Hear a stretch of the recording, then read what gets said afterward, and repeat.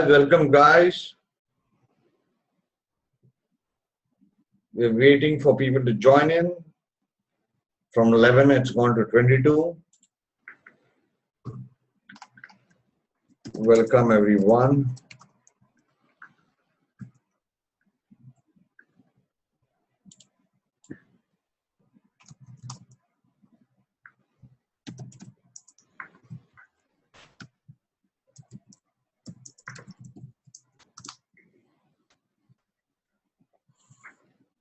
So we're going to wait for people to join in.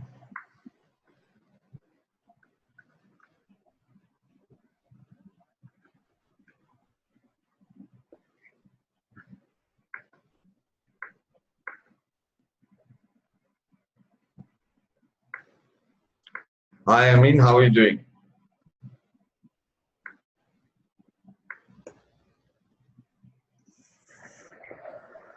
Aditya, hi, Makar Sankranti and Lori to you and everyone.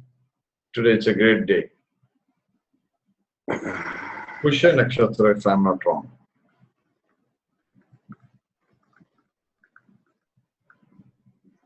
Hi, Carolyn, how are you doing? I did not know you're from Australia. I always thought you're from USA.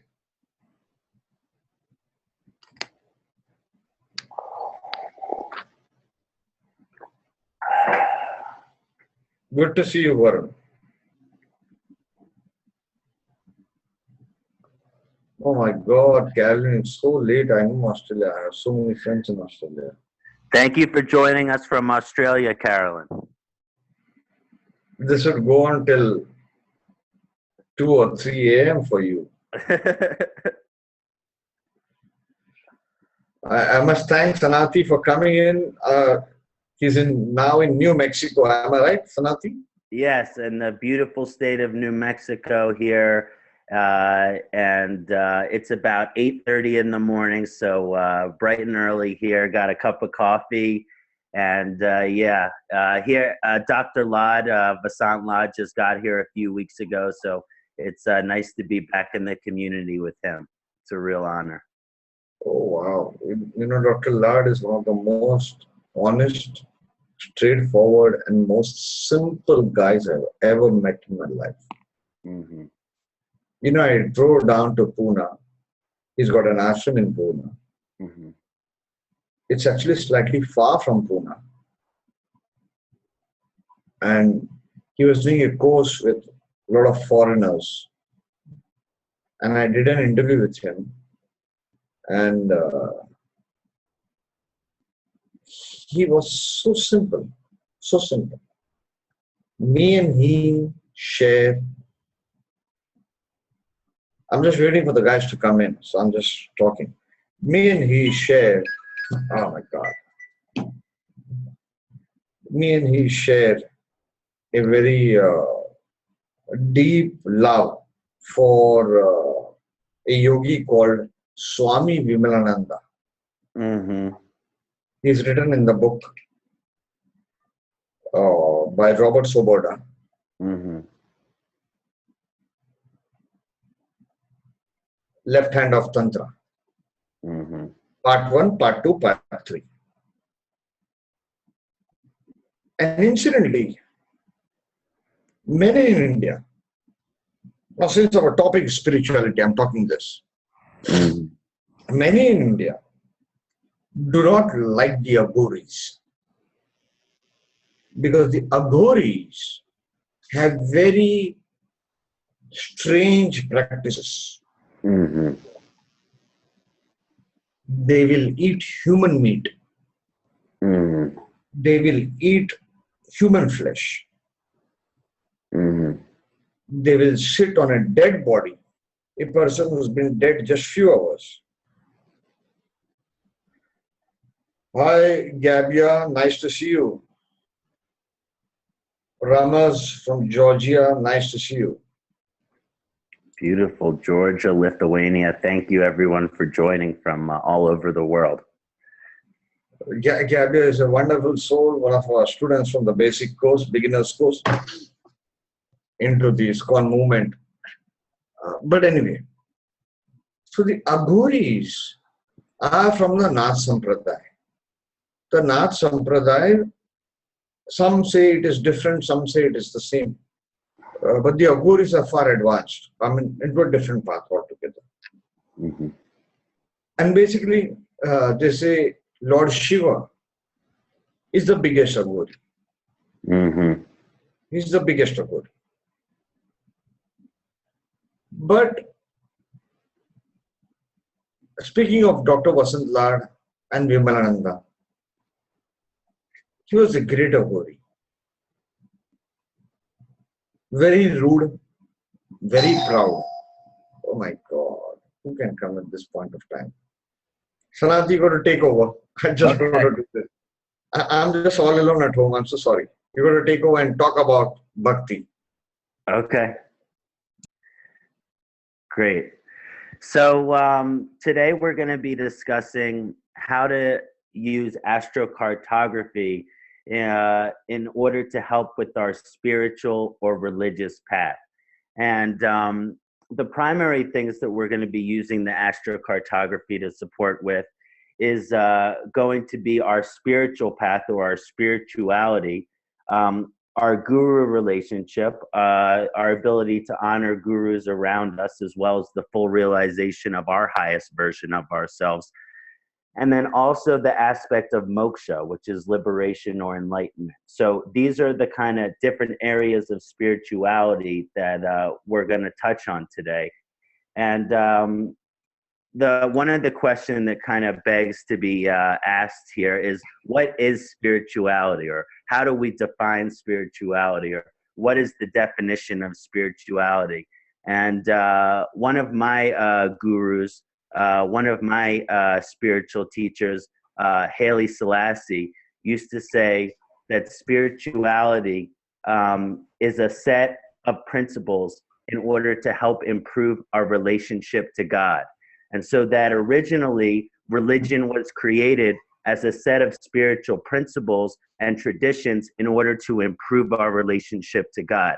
But because over time things have gotten somewhat separated from that, and so now you live in a world where you have religion that does not necessarily have anything to do with spirituality. Even though the original reason that religion was created was in order for us to help facilitate a greater spiritual relationship to God, then now in the modern era that we live in the Kali Yuga, religion and spirituality are not necessarily associated with each other. Here we'll be seeing what is the spiritual aspect. So what certain influences in the astrocartography or in people's charts are going to help them in their relationship to God, in their relationship to their gurus, and in their ability to achieve moksha in this lifetime. That's great. That's great. I'd like to touch upon something very controversial. In continuation of the Aghoris and spirituality, because today our topic is spirituality. Now the problem in India, Kṣaṇāti, is we tend to think that religion is spirituality. Mm. We tend to think like that. And what happens is, can you hear me, guys? Am I audible? I can hear you clearly. See, Mata Amritanandi Mai, she is a very famous guru here in India, travels, called the Hugging Saint. Thank you, Aditya. Called the Hugging Saint. And she wrote many years back that spirituality starts when or where religion ends. Beautiful. And she summed it up in this one line. And I was like, man, that's what I knew for the last so many years. For example, going to Dr. Vasant Lad, you mentioned meeting him last week. And I was telling you how me and he have a common love. He's actually met Vimalananda. Mm-hmm. He's been with him for a long time. Like Robert Soboda, but Robert was there for a long time. Lesser than that was Dr. Vasant Lad. And he narrated that story, you know, how his wife was cured of headache. Mm-hmm. That's what I remember. I mean, I think it was a year back only, but my memory is so pathetic. How Vimalananda said, just take a flower and give it to your wife or something like that. And till date, she's never had a headache. It's amazing. Yeah. Vimalananda was a magician, perfect magician. And the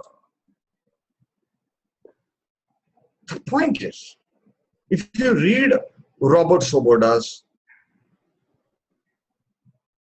book, I've been trying to get his interview. He's been very evasive and of course is big. You know, for the last 2 years, I've been trying to use a lot of my influences to interview him. And I even found out the name of Swami Vimalananda, what was his real name, you know, and because he did not want his real name to be revealed. But if you read that book, you'll see that this Vimalananda is actually a very egoistical man, very rude. Mm-hmm. And the way he talks about Rinanubandha, debt, soul to soul debt, Mm-hmm. the debt we have, you know, towards each other, how he talks about it is brilliant. You'll see no other book or author having explained it so explicitly and beautifully. Now, that man, when you read it, he talks about killing animal. The Aghoris are always, you know, they have no distinction between vegetarian and non-vegetarian. Vimalananda gives a very beautiful this thing, that if at all I'm eating a non-vegetarian, I'm reciting a particular mantra, and for that soul of that chicken, I'm elevating him to the next level or moksha. Mm-hmm. That's a true Aghori. Very spiritual, like way of looking at it. Yeah. I am saying, today in India, we have so many non-vegetarians. I have no judgment towards anybody. Whether one is a vegetarian or non-vegetarian, it's a very controversial issue. Mm-hmm. In India itself, forget the Westerners. In India itself, I'm talking about spirituality. I'm not deviating from the topic. I'm going into an area that most astrologers, 99.9% of astrologers will not even venture to talk about. Mm-hmm. And I'm not scared. I'm not scared about venturing into that area. What I'm trying to say is, let's assume we are a non-vegetarian. It's because of habit. It's because of our upbringing, Mm-hmm. or maybe food taste. Malefics aspecting second house can lead one towards it. Malefics aspecting second house can lead one towards it. It's okay. Judgmental right now. It's okay. But if at all we are a non-vegetarian, can we for a second pray every time when we are eating a non-vegetarian dish? that, hey, animal, I beg you from my heart, please forgive me that I'm doing this out of a habit, out of a taste. And may you reach a higher level for sacrificing yourself. Yeah. It will take exactly 5 seconds. It will take exactly 5 seconds. Mm-hmm. But the Aghoris will teach you all this is useless in spirituality. Everything is Shiva. Mm-hmm.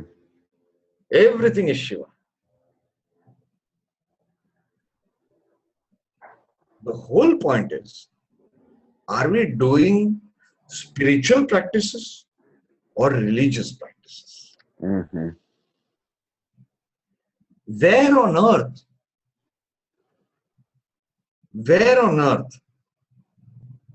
will we feel our karma and spirituality growing? You remember you saw my horoscope, Kṣaṇāti. I'm sorry I'm taking a lot of your time. It's your show. Oh, please. I'm enjoying this so much. Please continue. You saw my horoscope Yes. without even knowing that I've been to Thailand. You said Thailand is the place for me to be. And trust me, Thailand was the worst experience of my life. Worst. Because I was a royal driver, royal servant for my wife and child. Everything I had to do, you know. But when I saw those islands, when I saw the water, especially the Franque Islands, Mm-hmm. you know, Franque Islands are closest you can get to God. That's what I realized. I've been abroad several times, you know, but Franque Islands was like, man, God can't be so beautiful. Mm-hmm. God can't be so creative. This is beyond. Mm-hmm. Nobody can create this. Mm-hmm. Nobody on earth or heaven can create this. Mm-hmm. It was right there in front of me. You don't need to meditate in Thailand, Mm-hmm. especially in the islands. And I was like, I was about to call, I don't know whether I tried calling, I don't remember. One of my benefactors is in India, a rich man, shrinking rich. Hey, we got to set up a Jyotish school right here. This is the place. You set up a Jyotish school right here. All the sutras will come right into your head. So beautiful. I'm going to visit it. I'm going to visit it again. Mm-hmm. I mean, the point is, spiritual ACG. You said to me when you saw my horoscope, very few people have my horoscopes. You said to me that this is the place for you. I felt bliss. Mm-hmm. You're 200% right. I'm not trying to boast about you or put you on a pedestal, but you're 200% right. Thank you, G. Spiritual journey, spiritual realization, karmic realization, and ACG have a very important connection. Mm-hmm. Before I hand over the mic to you, I'll give you a quick line. 2 years back, my dearest friend, Juliana Swanson, fantastic astrologer, Amazing. spends 5 hours on a horoscope. And of course, she is the most costliest in America also. Okay. But fantastic astrologer. Me and she have been best friends kind of since 12, 14 years. I don't even remember now. She told me, Sunil, your karma is inclined towards Russia and not towards USA. And I'm more popular in Russia. And she did it via ECG, Uh-huh. Yeah. via astrocartography. Mm-hmm. So I'm grateful to you Mm-hmm. for having kindled the love among our audience towards astrocartography. You're creating a revolution. So, Bettina, Madhura, Poonam, and all our friends in the webinar, thank you so much for listening to my bakwas, or what we say, chit chat. And all yours, Kṣaṇāti, I'm going to put my camera off. All yours. Thank you, Sunilji. Sunil, can you please share the PowerPoint? Sure, sounds great. Great. Yeah. So this is, hello everyone. Thank you again for joining today. Thank you, Sunil. Thanks all the panelists who are with us today and everyone who's attending the webinar. It's such a great blessing and honor for me to be here with Saptarishis Astrology. From the bottom of my heart, this is the deepest honor for me. And so I just want to take a moment to express my gratitude and give pranams to Lord Shiva, Om Namah Shivaya, for all the blessings that are bestowed upon us. Today, which will be our third session on astrocartography, the geography of destiny. So how can we use astrocartography to align to the soul's dharma, artha, kama, and moksha? So how can we use astrocartography to help achieve all of these traditional Vedic aims of life? And today we'll be focusing on the spiritual aspect, or the fourth aim of life, which is moksha. But because guru vibrations and spirituality also fall under dharma vibration, we'll be discussing how to help with spirituality, and this will have its relevance for supporting dharma as well as moksha in this lifetime.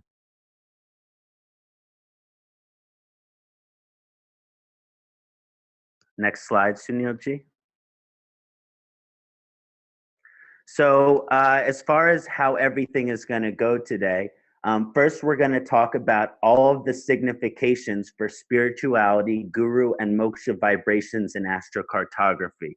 So I've done a great amount of research that has shown me what key things to look for, both in the Jyotish chart as well as the astrocartography, that help support these spirituality, guru, and moksha vibrations. And we'll go over all of those in detail. So everyone who is viewing our webinar today is able to get a sense of, if they have their astrocartography, how to kind of look for these significations in terms of spirituality, guru, and moksha vibrations.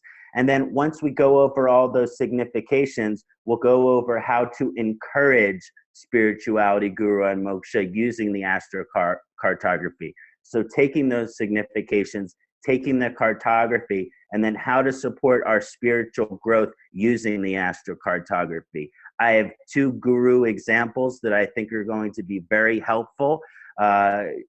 Sri Yogananda, as well as our current Pope Francis.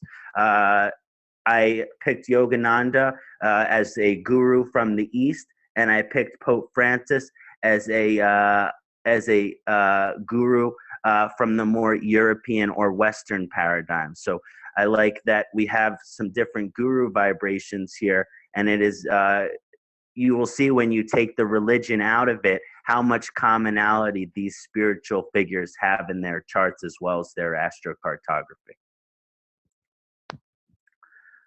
Next slide, Sunilji. So some of the key significations for spirituality, guru, and moksha vibrations in astrocartography. So significations that are relevant to find spirituality, guru, and moksha vibrations take place within certain planets, houses, and signs. And so we'll be taking a look at how to focus on these vibrations from a planetary perspective, from a house perspective, and from a sign perspective. And so we're going to talk about all of these significations here in order to help us find spirituality, guru, and moksha vibrations in the chart before we do the astrocartography. Now, in terms of the planets in my research, the primary planets which support spirituality and guru vibrations, as well as moksha vibrations, are Jupiter and Ketu.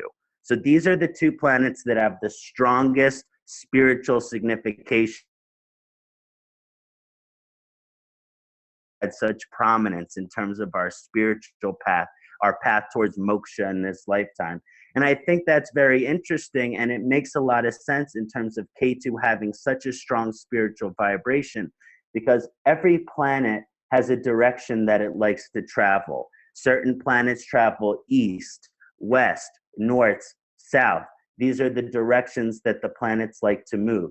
Ketu is the only planet whose direction is up, whose direction is towards heaven. And so you can see this Ketu vibration, which is the direction towards heaven, showing up in terms of Ketu and Jupiter being the two primary planets which have these significations for spirituality, guru, and moksha vibration. Now, these aren't the only planets that are limited to spirituality vibrations. I found in my research that the Sun, Moon, Venus, Saturn, and Rahu also very commonly can help support spiritual vibrations. So even though Jupiter and Ketu are the primary planets that we're going to look at, that it is not limited to that by any means. You also have the Sun, Moon, Venus, Saturn, and Rahu, and even the other planets sometimes, but these are the main planets that kind of show up in terms of the spirituality, guru, and moksha, and the astrocartography.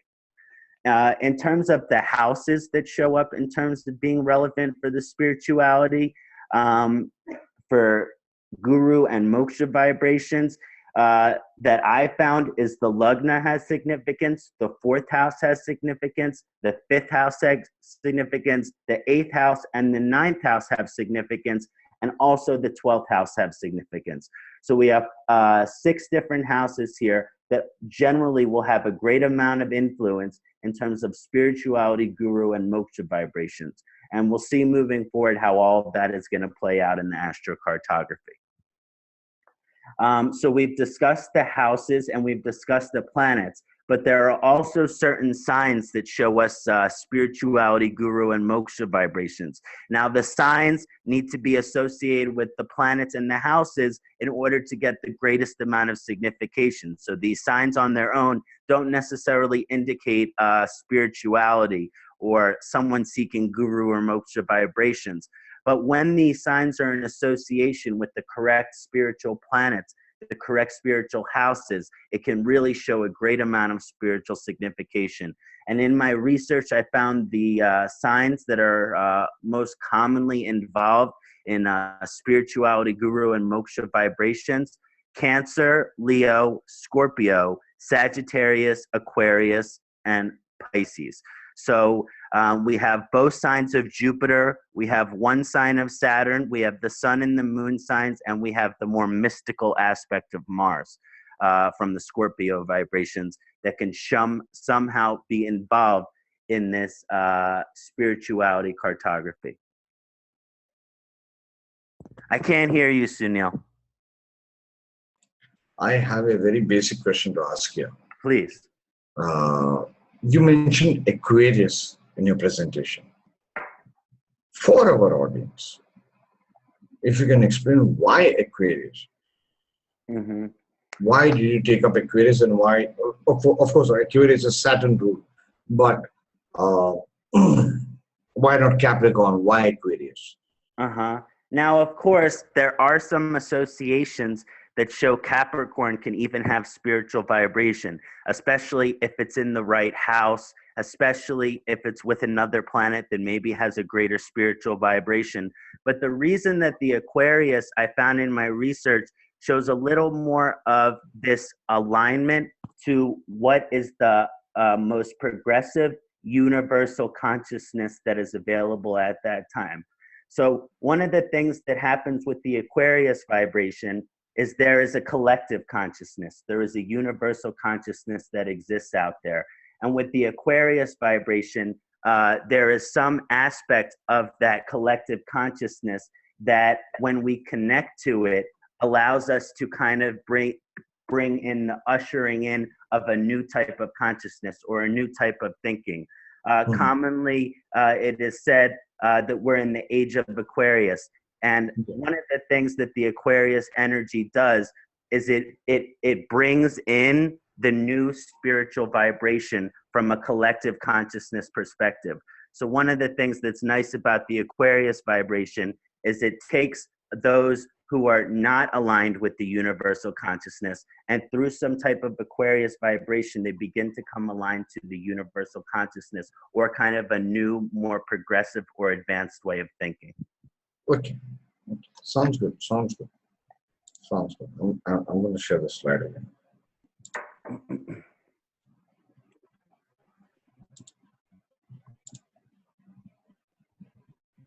Okay, so we mentioned the signs. Now, as I mentioned, planets, houses, and signs outside of these significations can still have an influence on spirituality, guru, and moksha vibrations. But generally speaking, in the research I've done, that these planets, these houses, these signs, when we're looking at astrocartography and spiritual vibrations, that they're all involved with each other. So usually when it comes to spirituality, guru, and moksha vibrations in a chart, you will see some of the planets we mentioned, you will see some of the signs we mentioned, and you will see some of the houses we mentioned, and more likely than not, you will see them together or conjunct or interacting in some way. Next slide, G. So how do we take those significations and encourage spirituality, guru, and moksha vibrations? So we may know the significations that are going to help spiritually, but how can we use the astrocartography in order to improve our spiritual life, to get closer to our guru vibration, or to achieve moksha in this lifetime? In order to do this, one's natal chart or birth chart significations, as mentioned in the prior slides, must be related, compared, and contrasted with the geographic planetary lines that we found in the ACG. So we're going to take all of the significations that we mentioned in the earlier slides, and we're going to apply them to some of the information that we find in the astrocartography. An example, we mentioned that Jupiter, the node line K2 Rahu, Sun, Moon, and Venus, that these lines, they inherently offer spirituality, guru, and moksha vibrations. So Jupiter, K2 Rahu, Sun, and Moon, and Venus, they all have this great potential in terms of their planetary lines to offer spirituality, guru, and moksha contributions. But it's important to note that these planets are also in some of the spiritual signs that we mentioned, or in the spiritual houses that we mentioned. That's how when we know that the alignment is going to be the strongest. And okay. So, so all planets that are located in the spiritual houses that we mentioned can have a great amount of geographic influence on our spiritual vibrations. So we mentioned the Lagna, 4th, 5th, 8th, 9th, and 12th houses. That planets that are in these houses in the natal chart are going to have a special amount of spiritual significance in the astrocartography. Again, the strongest energies being those planets which are in the 5th house, the 8th house, the 9th house, and the 12th house. So if in your natal chart you have one of these spiritual planets in your 5th, 8th, 9th, or 12th house, this is going to show a great amount of influence in supporting your spirituality from an astrocartography kind of perspective. Also, we mentioned certain signs. So planets located in Cancer, Leo, Scorpio, Sagittarius, Aquarius, and Pisces, these will hold special significations in the astrocartography. Now, again, it's even more helpful when the planets that are located in these spiritual signs are also located in a spiritual house. So, for example, if Jupiter is in Cancer, or Jupiter is in Sagittarius or Pisces, this can show a very spiritual vibration. But if Jupiter happens to be in the 10th house or the 7th house, it's going to take away from these vibrations. But if Jupiter is in the 12th house or the 9th house, it's going to even emphasize these vibrations even more. So we have to take these significations in our chart and kind of combine them together. And so, fantastic point, Kṣaṇāti. Fantastic point. Thank you. Especially Jupiter in the 10th house, you mentioned, because I've seen so many people with Jupiter in the 10th house, and although they are on the spiritual path, but somewhere down the line, they lose the essence of that path. Mm-hmm. Of course, it depends on various horoscopes, various combinations. But very, very good point. People always miss this basic point. So I'm so happy you raised this. Thank you. Please continue. Thank you, Sunil. Yeah, it's the Jupiter and Pisces, that has such a concentrated spiritual vibration. And even though the 10th house has our indications for our career, for our life purpose energy, that which we accomplish in this lifetime, that sometimes it can show material emphasis. So Jupiter being in the 10th place could take the spiritual essence of Jupiter out of a spiritual place. So it's kind of taking the spiritual energy Jupiter and maybe putting in the material aspect. So taking a little bit away from the spiritual signification there. As I mentioned, all the planets, houses, and sign significations that we use, they're going to show a great amount of influence in how we can use astrocartography in order to support our spiritual path. But there are so many things that must be taken into account. So the planets can't be taken into account without the houses and signs, and the houses can't be taken into account without the planets in the signs, and the signs can't be taken into account without the planets in the houses. So all of these things must be used in conjunction together in order to really get the full energy of what the astrocartography is suggesting for us spiritually. And in addition to that, you have to take the dignity of each planet, exaltations, debilitations, retrograde, combust, positions of the planets, the bulla of all of the planets, certain aspects. So even though we've discussed all of these significations, that everything has to be analyzed on an individual basis to truly get the essence of what the spiritual energy is for the chart and the astrocartography.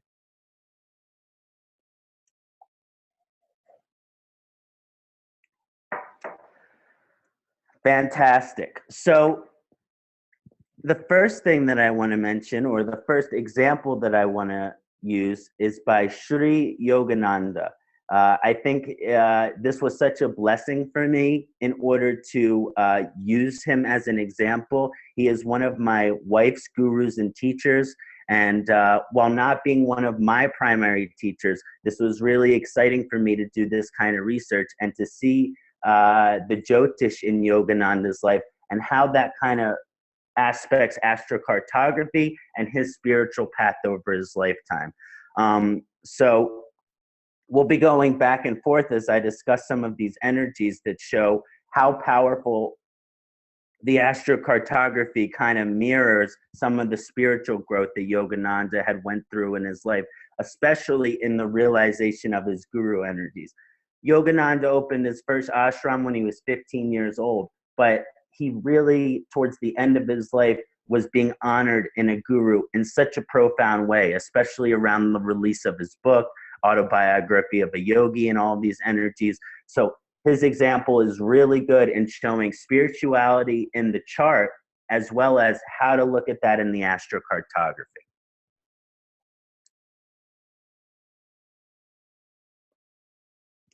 Next slide, Sunilji.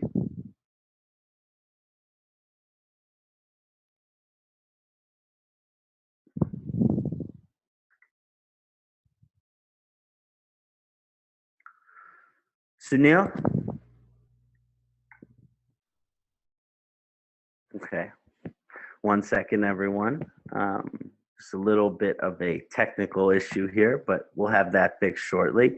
But we can even start to point out some of the significations that we discussed earlier that are showing up in Yogananda. We talked about Leo being one of the signs, and we talked about Moon being one of the planets. In the ancient astrological text, the Moon is considered the emblem of devotion. And so to have Moon in the Lagna makes you a very devotional soul. And while we may not always choose to be devoted to something spiritually, Yogananda was an individual who took his devotional aspect and gave it towards his spiritual life. And so the Lagna inherently here has a spiritual vibration because of the Moon in the Lagna and also the Leo vibration. Some other key spiritual aspects that really show up strongly here in terms of Yogananda's chart. One of them is the 8th house. Yogananda has a truly beautiful 8th house. Now, 8th house is one of the places that you go for moksha. It's the house of death. It's the house of life. It's the house of the rebirth. And so on a very deep level here, there is going to be some kind of spiritual transformation. Sorry, I lost the PowerPoint here. I can probably pull it up here. No problem. Okay. Let me try to share it myself. Sunil, are you there? Sunil ji has lost the connection. So can you share it? Yes, great. Yeah. Thank you. No problem. Okay, can everyone see the PowerPoint clearly? Yes. Okay, fantastic. So back to Yogananda ji's chart. So we're talking about some of the key aspects that are going to be relevant in terms of the spirituality in Yogananda's chart and how that might show up in the cartography. So we talked here about how the Lagna possesses spiritual energy. The next energy that I really want to mention is his 8th house, which in terms of the significations we mentioned spiritually possesses an incredible amount of energy. And in the reading of the Brihat Parashara or Shastra, you find that when Jupiter is in its own sign, that it has these incredible spiritual significations. Pisces being the more spiritual aspect of Jupiter. So in the 8th house, which is the house of a moksha vibration, life, death, rebirth, a very spiritual energy, not necessarily a religious energy, but more of a mystical energy, a non-traditional energy. It might be spiritual or religious aspects that are hidden from the society in some way. And so there's a great amount of mystical or spiritual knowledge that becomes concentrated in the 8th house. So we mentioned that Jupiter is naturally one of the primary planets for these spiritual significations, and Pisces is one of the strongest signs for these spiritual significations. And also the 8th house is one of the primary spiritual houses. So because of the Jupiter in Pisces in the 8th house here, that is an extreme amount of spiritual vibration for Yogananda. And the Jupiter line in his astrocartography will also be gaining prominence as well. Now, normally Mars may not be associated as a particularly spiritual planet, but Mars and Jupiter are friends. Mars is happy in Pisces. And so Mars being with Jupiter, Mars being with Pisces is going to create a much stronger spiritual vibration for Yogananda's Mars than would be normally found from a Mars. So the Mars here in Yogananda's chart is going to have a very strong spiritual vibration because of its conjunction with Jupiter and being in the sign of Pisces. And we'll see how that plays out in the astrocartography. And then the last line that I really want to mention is Yogananda has Rahu in the 9th house. Rahu in the 9th house, even though very commonly at different times of the life can be showed someone who's an atheist or a non-believer or an agnostic. One of the things that on a deeper level it shows that someone who is investigating their religious energies, who is investigating their guru energies, and is willing to experience everything that life has to offer in terms of that energy. Because one of the things that Rahu signifies is our thirst for infinite experiences. Because what is a desire to be immortal, but a desire to have these infinite experiences? So when Rahu is in the 9th house, even though it can show these predispositions to atheism or more scientific forms of religion or spirituality, here for Yogananda, it shows someone who is willing to experience everything possible or that they need to experience in order to advance themselves, because this is also the 9th house of the spiritual evolution. And so pretty much the Rahu in the 9th house here shows Yogananda's willingness to experience everything necessary in terms of his spiritual evolution. And so these are the vibrations that are going to show up spiritually.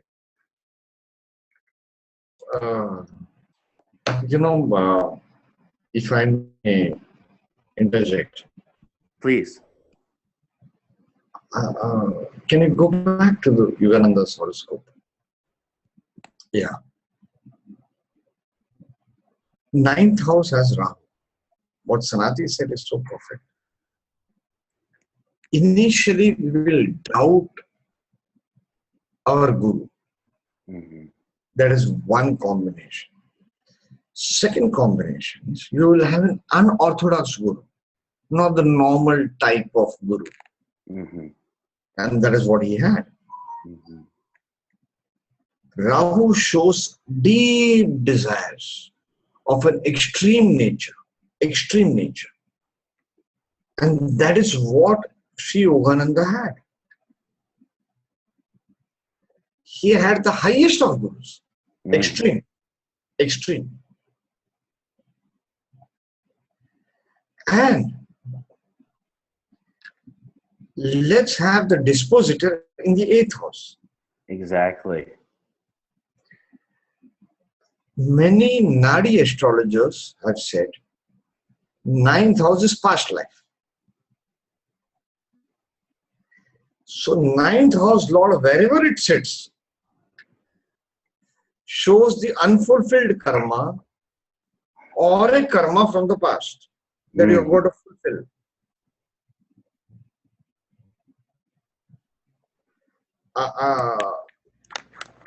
For example, one of my friend's horoscopes, 9th Lord is in the 12th house, Jupiter. 9th Lord is Jupiter. And the native, although born in a business family, hardcore business family, is into spirituality, astrology, teaching all that. Jupiter makes it doubly effective. Another thing about Jupiter in the 8th house, as in the case of Yogananda ji. Sri Yogananda ji has Jupiter in Pisces. Beautiful. Which makes it doubly effective in the 8th house of sadhana. Jupiter in Nadi astrology is called Jiva Karaka. Jiva is alive. Jiva means alive. 8th house is the house of death. Mm-hmm. Longevity. Even after his death, he still lives on. Beautiful. I love it. People will read his books. Why? Mars is ink. Jupiter is with Mars. Mars is ink. Mm-hmm. Mars is the ink. So, his spiritual writings. Why? Mars is also the 9th Lord. Spirituality or religion or whatever you want to say. Or his guru's words. So whatever is written about his guru will be alive because of Jupiter, Jiva Karaka, even after his death. It's amazing.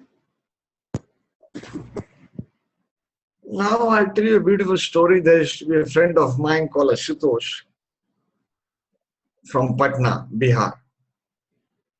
Brilliant astrologer. I used to be in love with him, and I still miss him quite a lot. Every month he would travel somewhere around that and meet some rare astrologer in India. If he published an article of a rare astrologer, he will take the phone number of that person and he'll go and he'll meet and travel. And in Banaras, just below Banaras, he met an astrologer called Atmaram.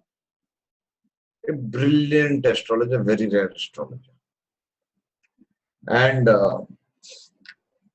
he discussed Jupiter in the 8th house with that astrologer. Because normally we do not like Caroline Yogananda's guru is Sri Yukteswar. Can anybody, any of the panelists type it out, Madhura? Sri Yukteswar is Yogananda's guru. His great book is Autobiography of a Yogi. Sri Yukteswar, yeah. One of the finest books you can ever read. Throughout your life, every night. So anyway, he met Atmaram because benefics in 6, 8, 12 houses are not liked. So this astrologer, Atmaramji, said to him that Jupiter in the 8th house, one of the significations of it is Rishi Tulya, similar to Rishi. The soul of this native is similar to Rishi. Amazing. And you think of Yogananda. Of course, everybody with Jupiter in the 8th house will not be a Rishi. But you think the whole horoscope and the life of Yogananda. Desh, Kal, Patra, and the specific horoscope. Nice to see you, Milika, after such a long time. Anyway, you look at the life of Yogananda. Only a spark of a Rishi would have ignited the work that Yogananda did. None could have done it. How many could have done it? How many could have done it? Just him. I met a man in Delhi, old man. He told me he had met Yogananda, a very famous Sri Yogananda, Paramans Yogananda had organized a big seminar in Delhi, way back, many years back. And very famous yogis from all over India and all over the world had come over there. And he said Yogananda demonstrated in front of everybody, he demonstrated how to stop the heartbeat.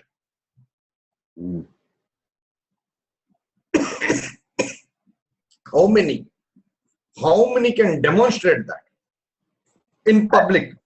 I don't know anybody. Kṣaṇāti? Yeah, I don't know anyone. I mean, isn't it brilliant? I mean, he was, of course, of a very high level. But anyway, enough of my musings and old memories. Please carry on. That's so beautiful. Thank you for sharing that, Sunil. And one of the things that makes me think about is the Mars and Jupiter. And I think that the reason that Jupiter and Mars are friends, and this really shows in Yogananda's chart, is that Jupiter is the guru. It represents our higher knowledge and our higher wisdom, our spiritual wisdom. But that often Jupiter can also be considered lazy. And I like to think of this Jupiter vibration as a guru in India who doesn't necessarily do much, but sits around relaxing with its disciples, teaching spiritual teachings, but is not really action-oriented in their life. And while meditation and spiritual practices are extremely positive, that it's important that that is given into action. And so one of the reasons that Jupiter and Mars are so good together is that Jupiter represents wisdom. But what good is that wisdom if it cannot be put into action? And so when you have Jupiter and Mars, it takes an ability to take that wisdom, to take those guru vibrations, and you can put it into action. And you mentioned that Mars being ink. Well, also when the Jupiter, the wisdom gets put into action by Mars, that is also like the autobiography of the yogi, which is all of Yogananda's wisdom. And then he took that wisdom and put it into action. He put it in the form of a book that everyone can use. So there's this really nice positive relationship between the depositor of the ninth house being Mars, and then Mars being with Jupiter and Pisces, showing that this great amount of spiritual wisdom or knowledge or power which Yogananda possesses, his ability to put it into action so that other people can benefit from it as well. This is Yogananda's astrocartography chart, and we'll go back and forth to kind of show what are the key vibrations here that are relevant in terms of how does the astrocartography help show Yogananda's full alignment to his spiritual potential. And we'll be going back and forth, but I just want to point out some lines. Here in India, we have the moon line. So this dark blue line here is the moon line. Yogananda had moon in the Lagna. The moon is the mother. India is the motherland, especially for Yogananda. So there's this energy here that his very essence of his devotion, because the moon is the emblem of devotion, it's here in India for him. It's also the motherland and has this natural home, mother, love, land vibration to it. So there's that energy of moon in India that has a natural spiritual vibration to it because of the essence of Yogananda's Lagna. And then here in the United States, which is where Yogananda kind of spread his knowledge and spread his wisdom and took on many disciples and all these energies, that you will notice a sun line and a Rahu line, Rahu Ketu line here on the West Coast. And that is actually where Yogananda opened up his main ashram in California. And here on the East Coast, he also did a lot of work. And you could see the moon line here, and then this dark green line is the Venus line, and this light green line is this Mercury line. So he has a lot of energy, both in terms of the West Coast and in terms of the East Coast. And these energies are definitely going to show up in terms of Yogananda's life. So as I mentioned, some of the key spiritual significations for Yogananda's chart to bring to the astrocartography include his Lagna, which is moon and Leo, his 5th house, which is sun in Sagittarius, 8th house, which we mentioned Jupiter, Mars, and Pisces, and 9th house, Rahu, Aries. So all of these lines are going to, all of these energies that in Yogananda's chart are going to show relevance in the astrocartography.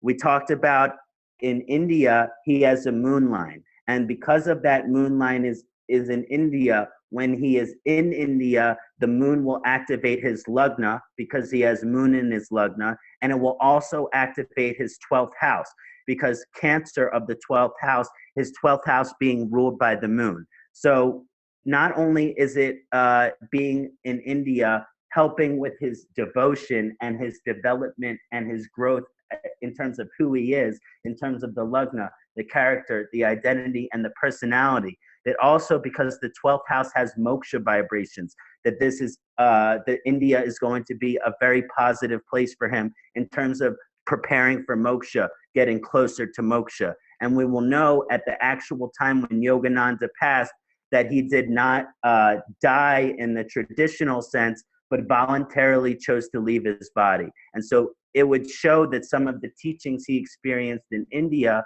with the moon having rulership over the 12th house, helped prepare him for this moksha that he experienced. And it was a very enlightened moksha that Yogananda experienced. Now, we talked about the moon line activating his lagna and the 12th house, that being in India, also on the east coast of the United States. And so before Yogananda opened up his ashram on the west coast, he had done some work on the east coast. And so there are energies there as well. Also in the AstroCartography, the sun and the Rahu line in the west coast. Again, I'll point those out, this black line being Rahu Ketu and this golden line being the sun. Because that west coast of the sun and Rahu line, the west coast of the United States activates his 5th house and his 9th house. And so it was actually on the west coast of the United States. Now, Yogananda was a guru before he developed his ashram on the west coast of the United States. But once he developed that ashram is when his role as a guru became his primary function. It was like when he created his ashram in the West Coast, this is when the guru vibrations and the spiritual vibrations got the strongest. And again, that shows activation in the 5th house and the 9th house for his chart. So the West Coast of the United States activating a lot of spiritual energy for Yogananda in the astrocartography. We talked about the moon as the mother. So here are some very specific dates, and these dates are going to give you maybe chills, because it is incredible how much alignment there is in terms of the chart, the planetary periods, the dasha periods, and the astrocartography. And when I was doing this research, I could not believe the results. So the first thing I want to mention is in 1908, Yogananda opened up his first ashram in India. He was only 15 years old. He was in the Venus-Jupiter dasha. Now, very interestingly enough, if you look at his chart, Venus is in the 4th house, the house of the home, the house of the mother. There are these energies here because of Yogananda being in his Venus Mahadasha, that until the Venus Mahadasha was over, there was a lot of alignment supporting him to continue staying in India. Because Venus in the home, it can show a strong vibration in terms of remaining in the city that you were born in, or whatever city that you consider your homeland. So Venus being the home energy of the 4th house kind of kept him in India while he was in his Venus Mahadasha. Now, Jupiter brings strong spiritual significations to his positions in the 8th house. So when it was very interesting that Yogananda opened up his first ashram while in the Venus Mahadasha, activating the home, and then the Jupiter Antardasha activating his spiritual energy, his mystical knowledge, his spiritual knowledge. And so there is an incredible amount of energy here in terms of the activation of his spiritual knowledge during this Jupiter Antardasha. So even though he was 15 years old, because of, as Sunil Ji mentioned, this remembrance, all this past life karma of his spiritual path, that even though he was young and 15 years old, he was so spiritually aware. He was so spiritually evolved. And so the Venus-Jupiter period, in some way, showing some of that activation.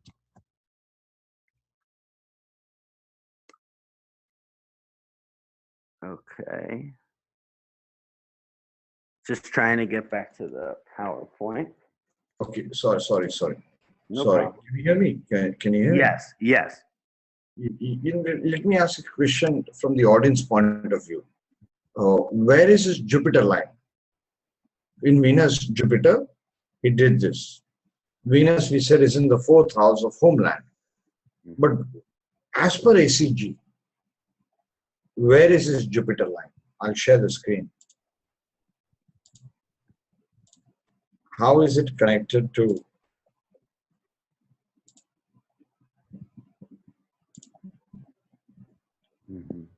So as you can see, interestingly enough, in the United States and India, there is no Jupiter line for Yogananda.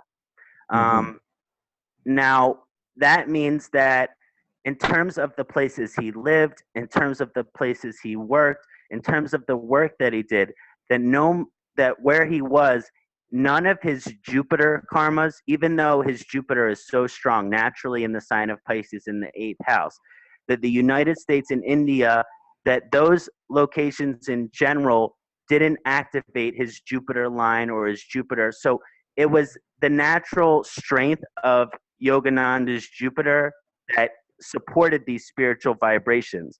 But in terms of the astrocartography, there wasn't as much alignment in terms of the Jupiter cartography line and Yogananda's chart.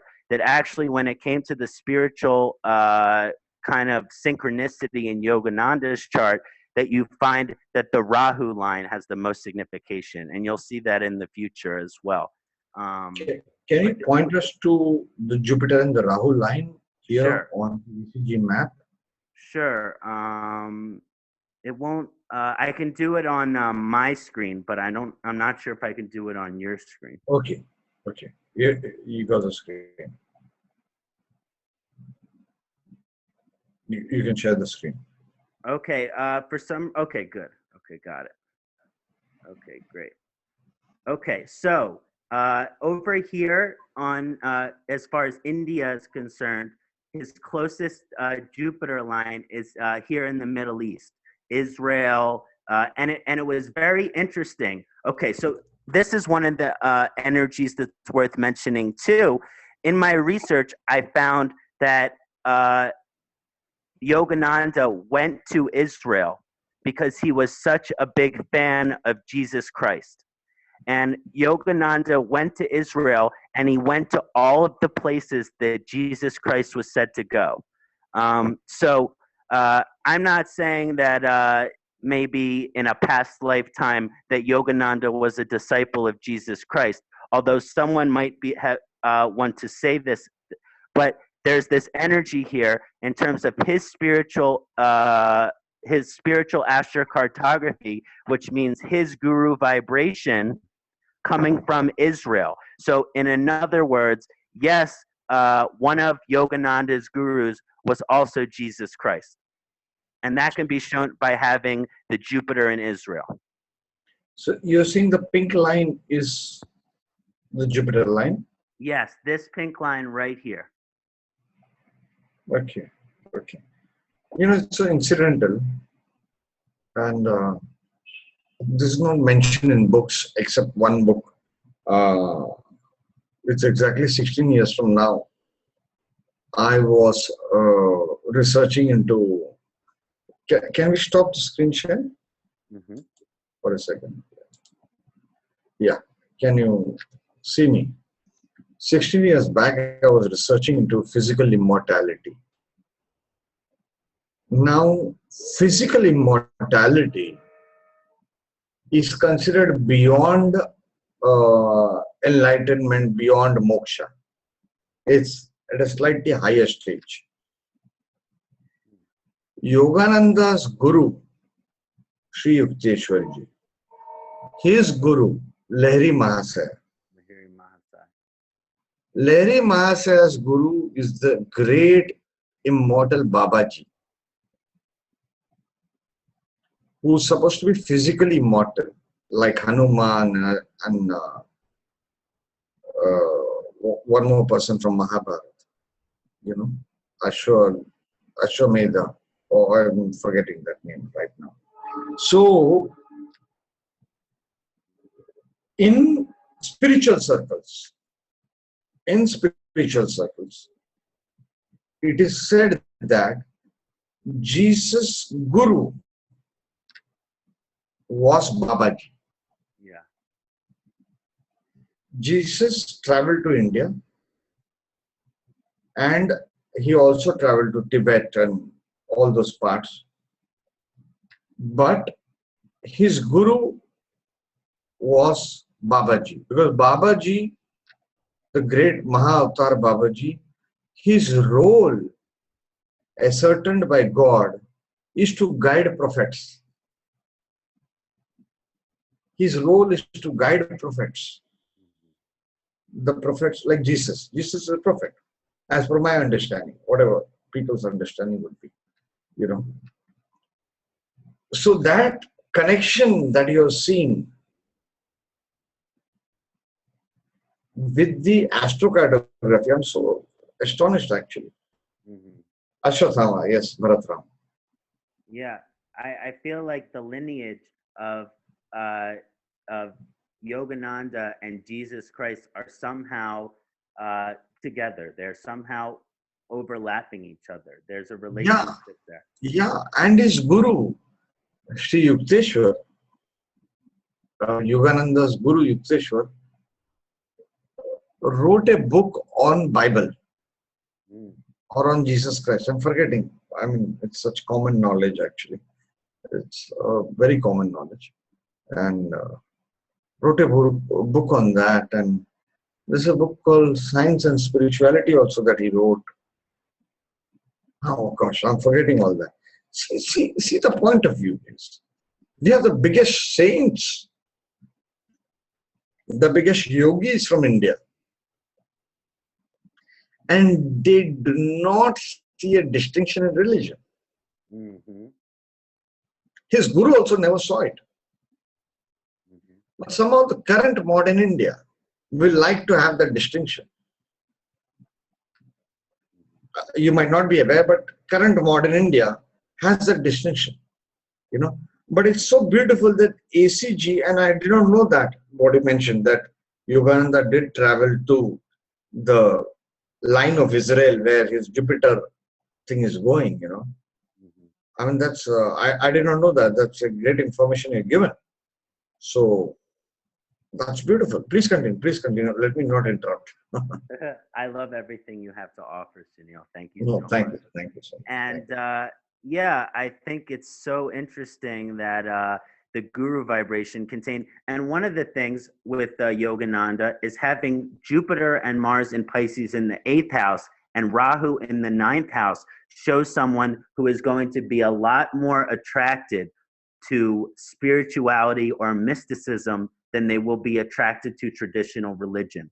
So one of the things you mentioned is that Yogananda did not see religion. That's because he inherently is this mystical soul. And so he can see past the religion. And I think that's so beautiful. So jumping back here, so we mentioned that Yogananda remained in India for his entire Venus dasha, and that Venus was in the 4th house. After your Venus Mahadasha is Sun Mahadasha. And while in Sun Mahadasha, Yogananda moved to the United States.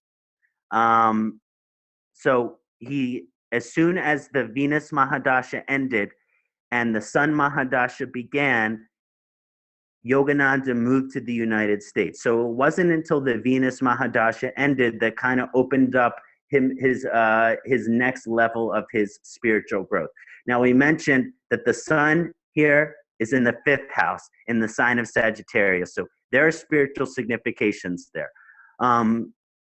So very interestingly enough, throughout his Sun Mahadasha and his Moon Mahadasha, which was from 1918 to 1934, Yogananda traveled between the East Coast and the West Coast of the United States, creating ashrams, spiritual centers, and institutes for higher learning.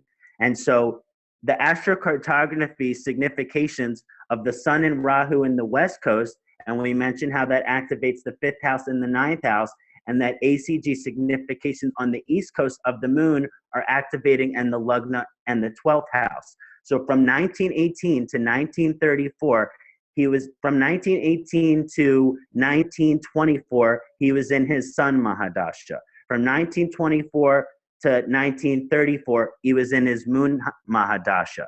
And most of his time spent in the Sun Mahadasha, and the Moon Mahadasha was spent traveling between these locations. So both the West Coast and the East Coast of the United States were activated when he went into the Sun Mahadasha. And when he went into the Sun Mahadasha and in the Moon Mahadasha, he pretty much spread yoga and Vedic philosophy and Vedic teachings in the United States from 1918 to 1934. And he was constantly going back and forth from the East Coast to the West Coast, offering these different teachings, opening up new areas.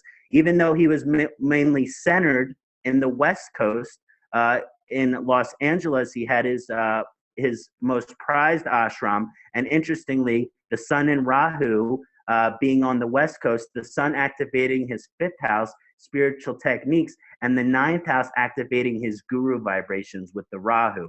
So it's very incredibly powerful and fascinating to me that during his sun Mahadasha and his moon Mahadasha, Yogananda pretty much went back and forth between the East Coast and the United States, spreading Vedic philosophy and teachings.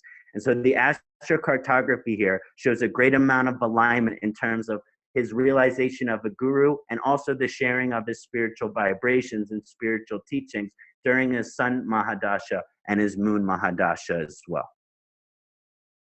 So in 1935, Yogananda decided to take a trip back to India in his Mars Mahadasha. So this is a time where he felt the need to go back to India for a little bit and teach in India and share his teachings in India.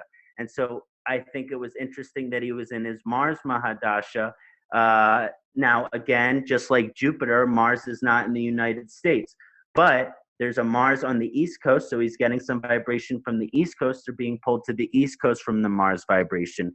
Anyway, after he was done with his travel back, he spent the rest of his time of his Mars Mahadasha spreading and teaching Vedic knowledge in the United States from 1935, to 1941. But this is when things start to get most interesting or start to get the most fascinating.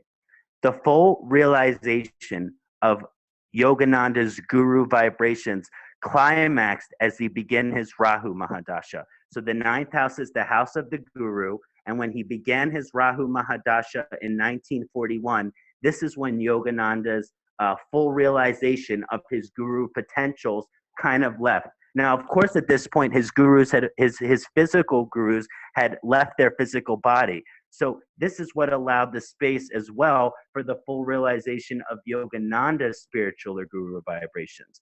And so when Yogananda entered his Rahu Mahadasha, and again, he entered his Rahu Mahadasha, his Rahu is in California, and he, after 1941, he spent most of his time in California at his ashram, taking on disciples and really coming into the full embodiment of his guru vibrations.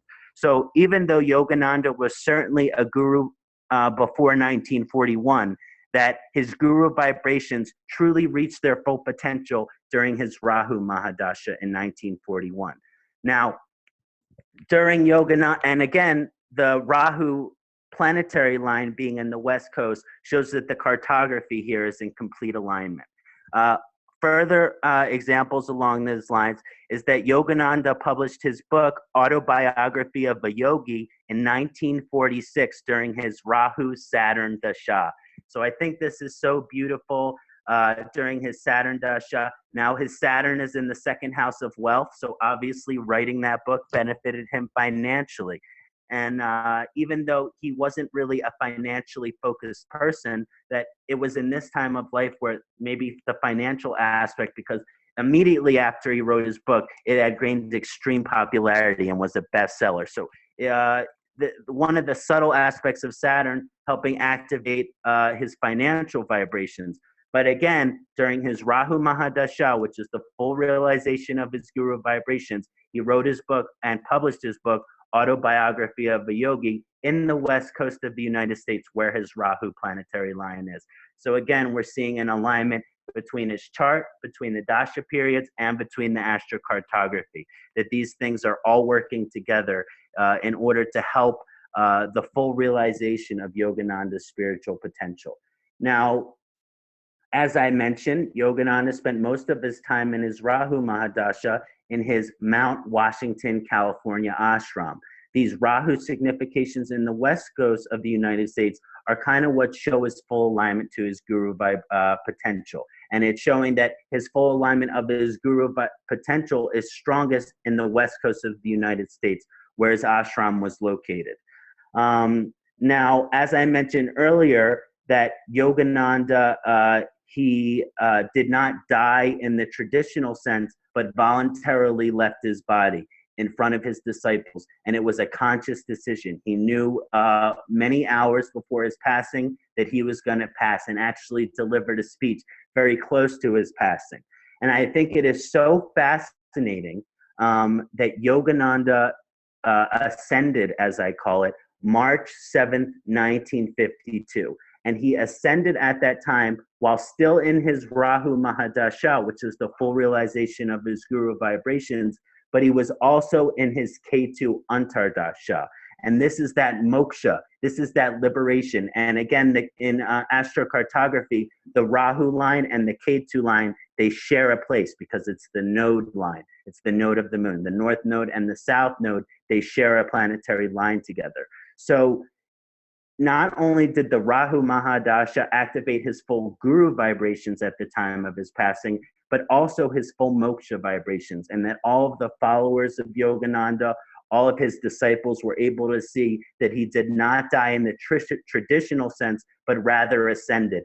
And it is in that moment of when he passed on March 7th, 1952, where his guru vibration and his moksha vibration truly became one. And it's just beautiful how the astrocartography, the Mahadasha periods, and Yogananda's chart shows this great alignment around this great guru Yogananda and his spiritual growth and evolution. So I just was totally touched by this example. And I think it's an amazing example to show the beauty of the spirituality kind of supporting the astrocartography.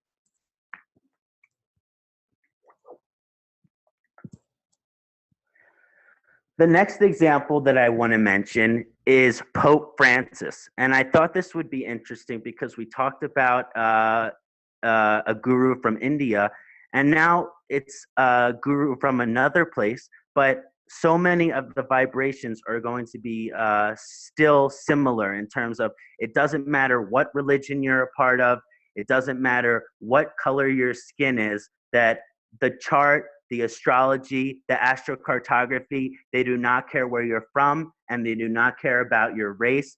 All they care about are these different spiritual things that they're helping align us to. So I think that choosing someone from a different background is a great example of how Jyotish does not discriminate. This is the chart for Pope Francis here. And I'll mention some key significations that are going to show up for him in terms of his spirituality and his spiritual path. And again, Pope Francis is a great example of how the astrocartography is truly in alignment with our spiritual potential. Now, when you look at Pope Francis's Lagna, he has Ketu in the Lagna. Now, having Ketu in the Lagna doesn't automatically make you a spiritual person. It doesn't automatically make you a person who is seeking to achieve moksha in their lifetime. But what it does do is it shows that if you are going to give the energy towards that, that there is an extreme amount of potential there. So because of the Ketu Lagna here for Pope Francis, he has a great amount of spiritual potential. So if he chooses a spiritual life, especially a spiritual life associated with Ketu, which could be non-attachment, moksha vibrations, if he chooses this spiritual life, then he is also an individual who has a great potential to experience moksha in this lifetime, or moksha at the time of death, to have a real transcendent experience here on earth. And this is showing by the Lagna here. And other vibrations is that you notice he has many planets in the 7th house. And even though the 7th house isn't normally a planet that is associated with these spirituality or guru or moksha vibrations, by some of the conjunctions that are in the 7th house, it creates a spiritual energy. First of all, we mentioned the sign of Sagittarius, which is ruled by the planet Jupiter. And then you also have Jupiter in this house. So you have Jupiter in its own sign, and that creates a spiritual vibration. Also, the Jupiter here is conjunct with Rahu, and that the sun is within 1 degree of the Rahu. So even though the 7th house is not this spiritual house per se, that because of the Jupiter being in Sagittarius, conjunct with the Rahu and the sun, it creates a very spiritual vibration. And also another subtle spiritual vibration is the Saturn in Aquarius in a Mula Tricona exaltation here in the 9th house. So there's a really beautiful energy here in terms of his guru vibrations, Pope Francis's guru vibrations being closer to Saturn. And you know, if you study Catholicism at all, that in order to become a cardinal or in order to become a priest or a pope, it requires an incredible amount of discipline. It requires an incredible amount of spiritual discipline. So this is showing that Pope Francis's religious life connected to Saturn, which is going to, now the Aquarius energy I mentioned is this vibration to the alignment in terms of the universal consciousness that is available at that time. So one of the things you get with Pope Francis is one of the most advanced popes that we have ever experienced in the history of humankind. He is okay with homosexuality. He is okay with certain use of, he is okay with homosexuality. He is okay with prostitution. It's not that he is okay with it, but instead of being critical and judgmental and harsh to these people who struggle with these things, he is compassionate, he is loving. And there's this energy here that as far as the popes go, because of Saturn being in Aquarius in the 9th house, that the Pope Francis is one of the most advanced popes in terms of his consciousness that we have ever experienced so far in terms of Catholicism. And there has been moments where Pope Francis met with my guru, Amaji Amritananda Mahima, to discuss world peace. So this is, even though in the past that the popes have had a lot of energy that is false, that they are hypocrites, that they are liars, that they are not truly spiritual beings, but rather someone who is given a title in a religion. But here you have a transition in terms of Pope Francis is truly a religious person, but on a very deep level, he is also a spiritual person who is truly seeking to bring God into the world. And we will look at that in these examples here. And I have never liked a pope until Pope Francis. And I love Pope Francis. I think he's an amazing soul. Here we're looking at the astrocartography of Pope Francis. Now, one of the most incredible things that I've noticed about Pope Francis's cartography, and I couldn't believe it that when I first found it, and this is something that I've noticed as it happens in astrocartography, and whenever this happens in astrocartography, it is an amazing thing. What I mean is that sometimes we have energy in one location, and that energy in one location is actually the exact same energy in another location. And when you have two of the exact same energies in another location, and those plans align around your dasha periods, then what is happening for you in one location is also happening for you in another location. And even though you're not going to be at that other location, everything is happening for you in that location. And Pope Francis's example is a perfect example of how, even though we might not be at a place, because the planetary energy is at that place as well, all kinds of energies can be happening for us in other parts of the globe, even if we're not there physically. And so what I mean here is that Pope Francis is from Buenos Aires, Argentina. And this is a very significant place for Pope Francis. If you're looking down here in Buenos Aires, you will see a very nice energy. Here, this line, which is west of Buenos Aires, but not very far west, is the Jupiter line. So again, we talked about the guru vibrations, the spiritual vibrations. I'm sure that Pope Francis had many teachers, different cardinals and priests that were able to help him in Argentina, in Buenos Aires, to grow his spiritual path. And the Mercury line here is east of Buenos Aires. So again, Buenos Aires is a concentrated energy of both the Jupiter line and the Mercury line. Now, so he's getting both Jupiter vibrations and Mercury vibrations. Mercury vibrations showing his ability to communicate. And one of the reasons that Pope Francis is considered to be one of the most loved popes is because of his incredible ability to communicate. He has a special gift of communication, and Mercury and Sagittarius being with Jupiter and Sun, he is not afraid to express himself. And when he does express himself, he wants freedom in the world, he wants fairness in the world, and he wants equality in the world. And so these are some of the things that you see when Mercury is in Sagittarius. And because the Mercury is conjunct with Jupiter here, as well as Saturn and Rahu, you're going to get a very spiritual vibration in terms of the communication. So again, we mentioned that in Buenos Aires, he is right in the middle between Jupiter and Mercury. Now, the Vatican is in Rome, Italy. And what is so fascinating is that Italy has the exact same energy as Buenos Aires, Argentina. So this is what I was mentioning. Even though Pope Francis, before he became a pope, was in Argentina when he became a cardinal, that all of the growth that he was experiencing in Argentina was also taking place at the Vatican. And that Pope Francis was the first pope from South America or from any place outside of Europe within 1,000 years. And one of the reasons that they chose this pope from South America, I think from an astrological perspective, is because his growth in Buenos Aires as a cardinal was also manifesting as growth at the Vatican. So he could not grow in his position in Buenos Aires without also growing in his position with the Vatican, with all the other cardinals. And so there is this energy here that even though he is from Argentina, that he is also going to experience a great amount of equal growth in Italy, which is where the Vatican is. So I just think this is such a fascinating aspect. Now, I mentioned that Pope Francis is a Ketu Gemini Lugna, and this has a great potential for spiritual life and the spiritual path.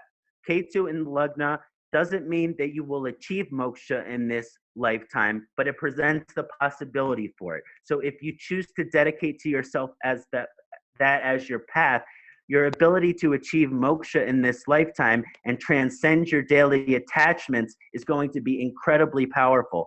And when you become a pope, you have to transcend all of your attachments. You have to let go of your attachments to the romance, to the marriage, to the children. You have to let go of your attachments to the material realm. So Pope Francis's spiritual path is also very intricately connected to letting go of our attachments. And I think that Pope Francis did a great job of achieving some of the potential within his spiritual chart here. Now, the conjunction of Guru planet Jupiter with Rahu, Sun, and Mercury in the 7th house has spiritual significations, especially because all of these planets are located in the sign of Sagittarius, which is ruled by Guru. But it's very interesting. One of the things worth mentioning is that when you become a pope, you are giving up the romantic, the sexual, the marriage, the children. You are giving up all of these energies. And the 7th house is the house of marriage. When Jupiter is in the 7th house with Rahu and the Sun, one of the things that it could show is that you choose the life of an ascetic, or you choose the life of a monk versus the life of a traditional partner or father. So one of the things that the 7th house energy of Pope Francis shows is that he has chosen his marriage to God instead of his marriage to a woman, instead of his ability to have a child. So in the greatest sense, having all of these energies in the 7th house shows Pope Francis' marriage to God. And I like to think of it that way, and I think it's very beautiful. Now, Mercury and Jupiter are only 8 degrees apart, and we know that Mercury is a planet which is easily influenced. And because Mercury and Jupiter are so close here, that the Mercury is going to have a strong Jupiter vibration. Just like in Yogananda's chart, how is Mars with Jupiter, and that Jupiter-Mars combination helped influence the spiritual energy of the Mars.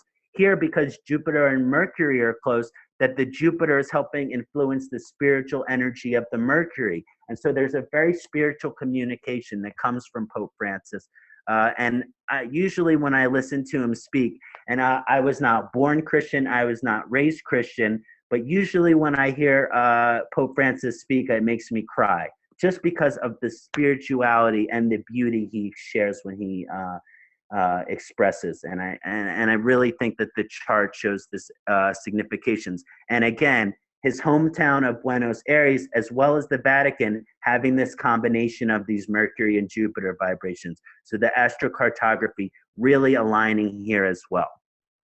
Now, in terms of the planetary periods, it's worth mentioning that during his Mercury Mahadasha, which was from October 1999 to October 2006, Pope Francis was ordained both as a cardinal in 2001 and was officially named Pope in 2013. So again, we talked about this spiritual marriage to God by the Jupiter Rahu Sun energy in the 7th house, and that his Mercury Mahadasha was a time of great spiritual communication. He was a time of a spiritual messenger, and he was a type of messenger that Catholicism and prior popes had never had. This kind of messenger who is trying to be at the forefront of the consciousness and progress and be advanced, and not get stuck or stubborn on old ways of thinking.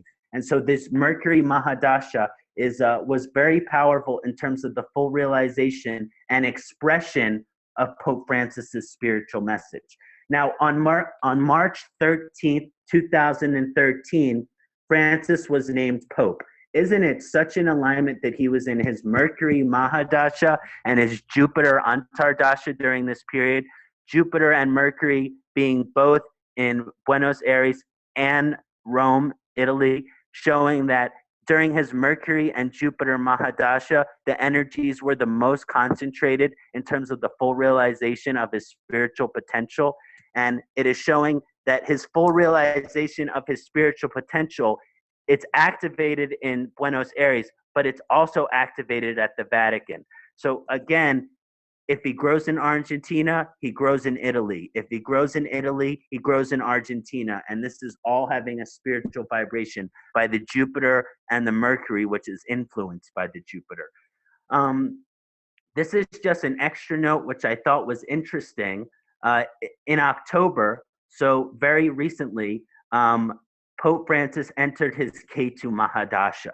And with Ketu as a Lagna, this will be very provocative in terms of the full realization of his path towards moksha and his spiritual potential. In other words, in the past, we have not had any popes who are really fully devoted to their mystical or spiritual realization. But what we have here is a very mystical pope, is a very spiritual pope.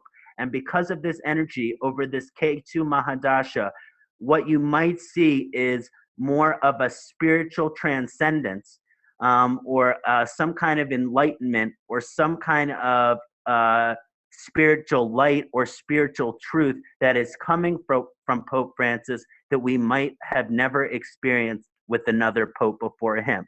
For example, I would like to say that based on the chart and the studies I've did, that Pope Francis is the most mystical pope that we've ever had here on the planet Earth, because he's the only pope who's ever been willing to confront conventional ideals and really speak from a place of spiritual truth.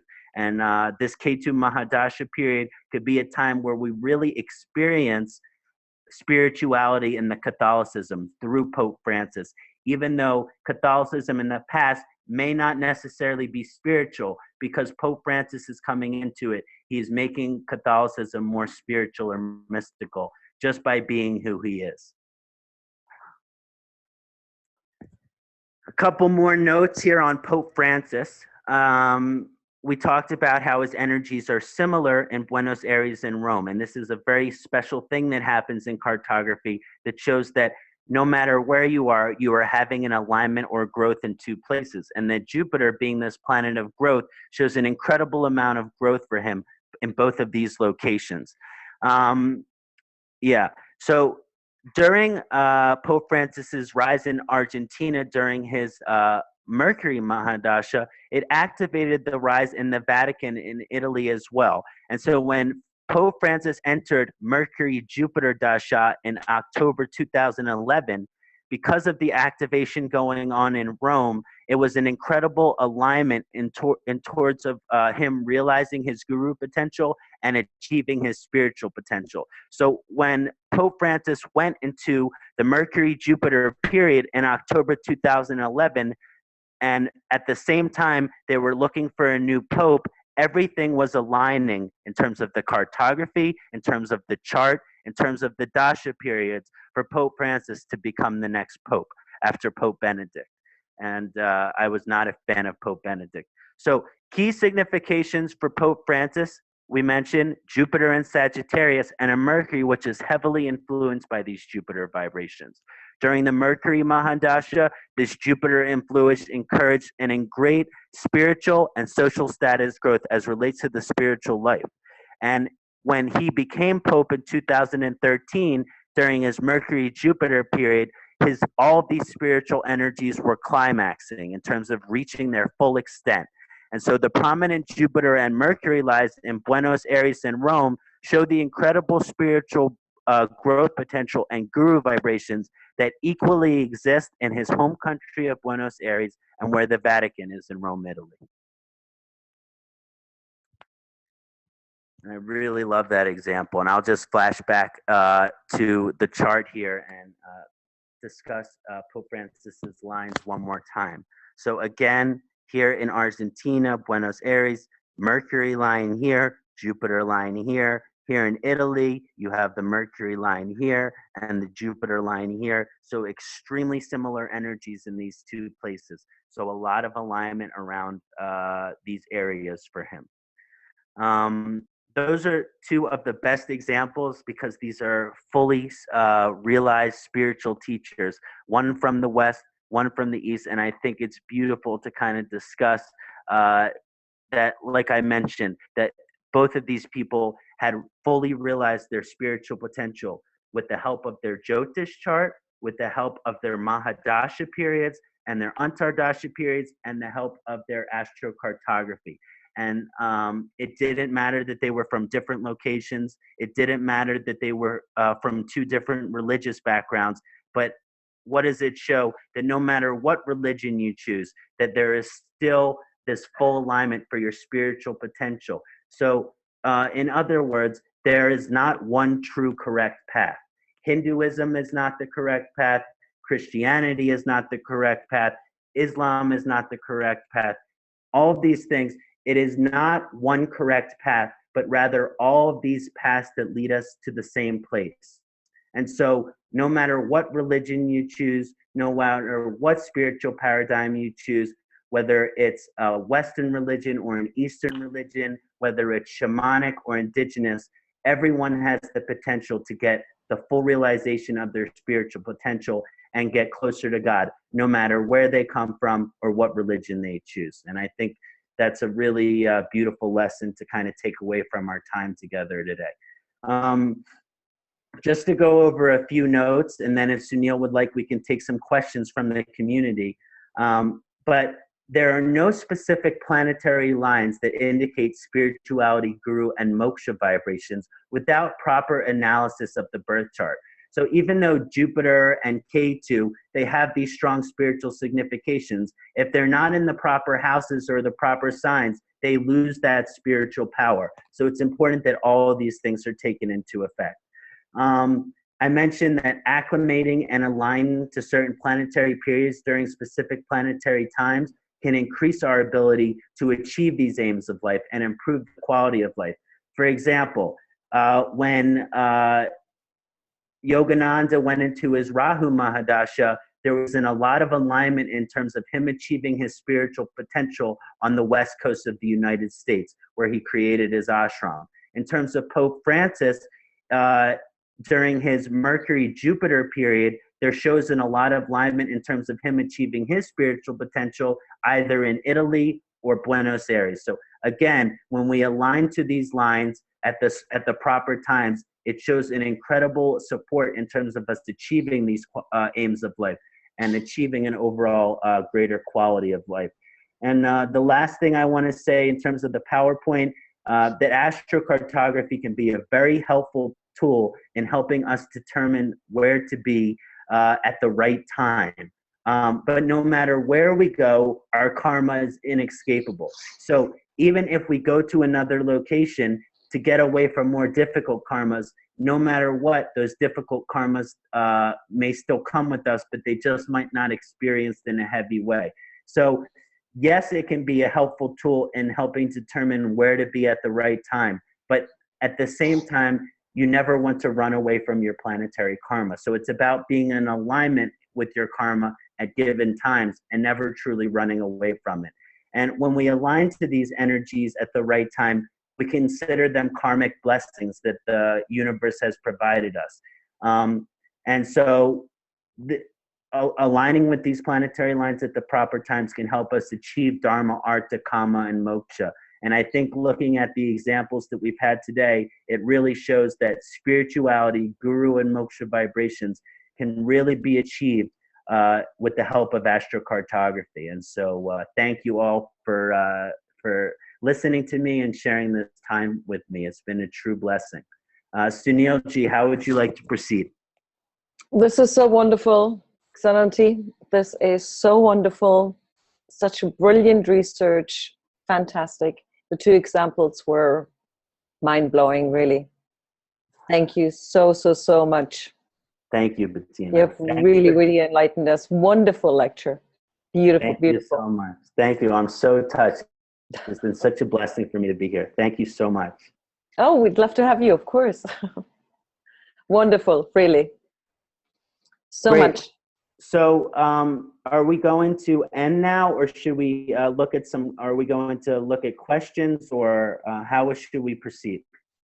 I don't know how much time we have, or Okay. how much time was scheduled. Where is Sunilji? Does anyone have a question? Do you have time? I have Maybe time. we can have 5 to 10 minutes and answer some questions. Okay, I found a question and answer bar here. Should I read the questions from there? Okay. Okay. Some of these are comments, so I'll just look.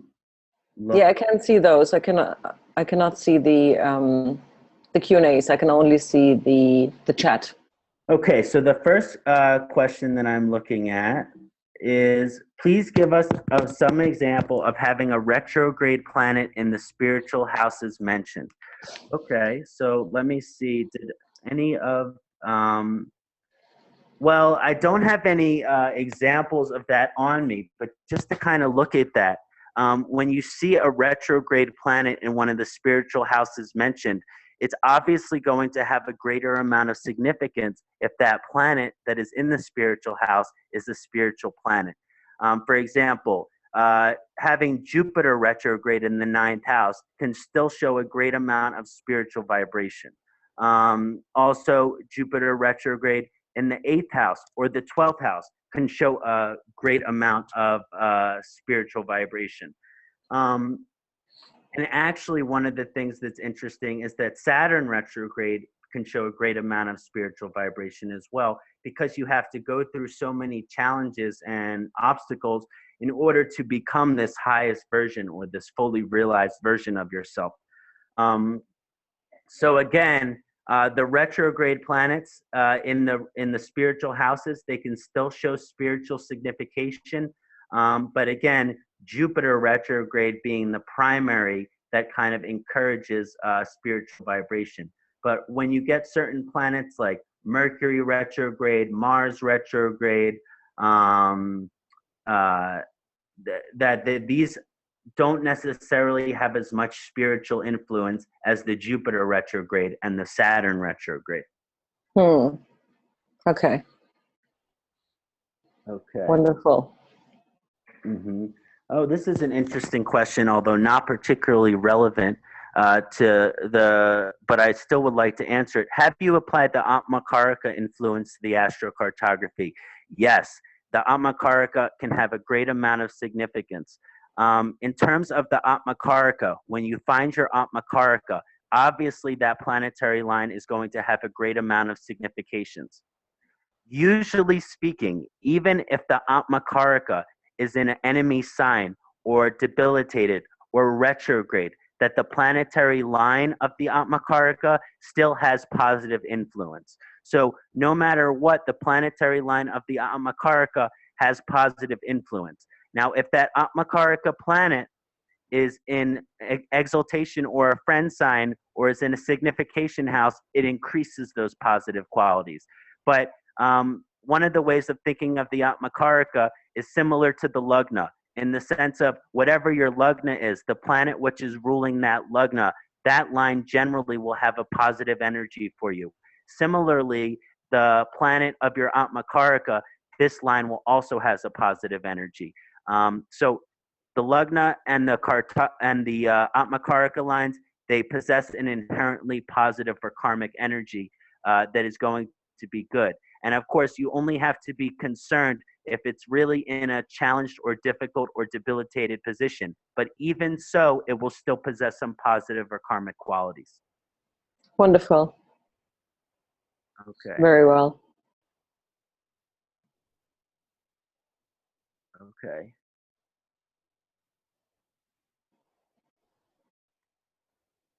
Okay.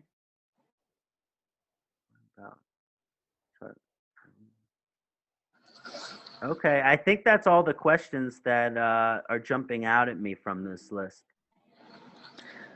We have a question from Mr. Bharatram. He has raised his hand. Okay, great. He is saying he has a question on Yoganandji's chart. Okay, great. So Bharat, you can ask your question. Like, should we promote him as a panelist or? Yes, that's okay with me. Yeah, sure.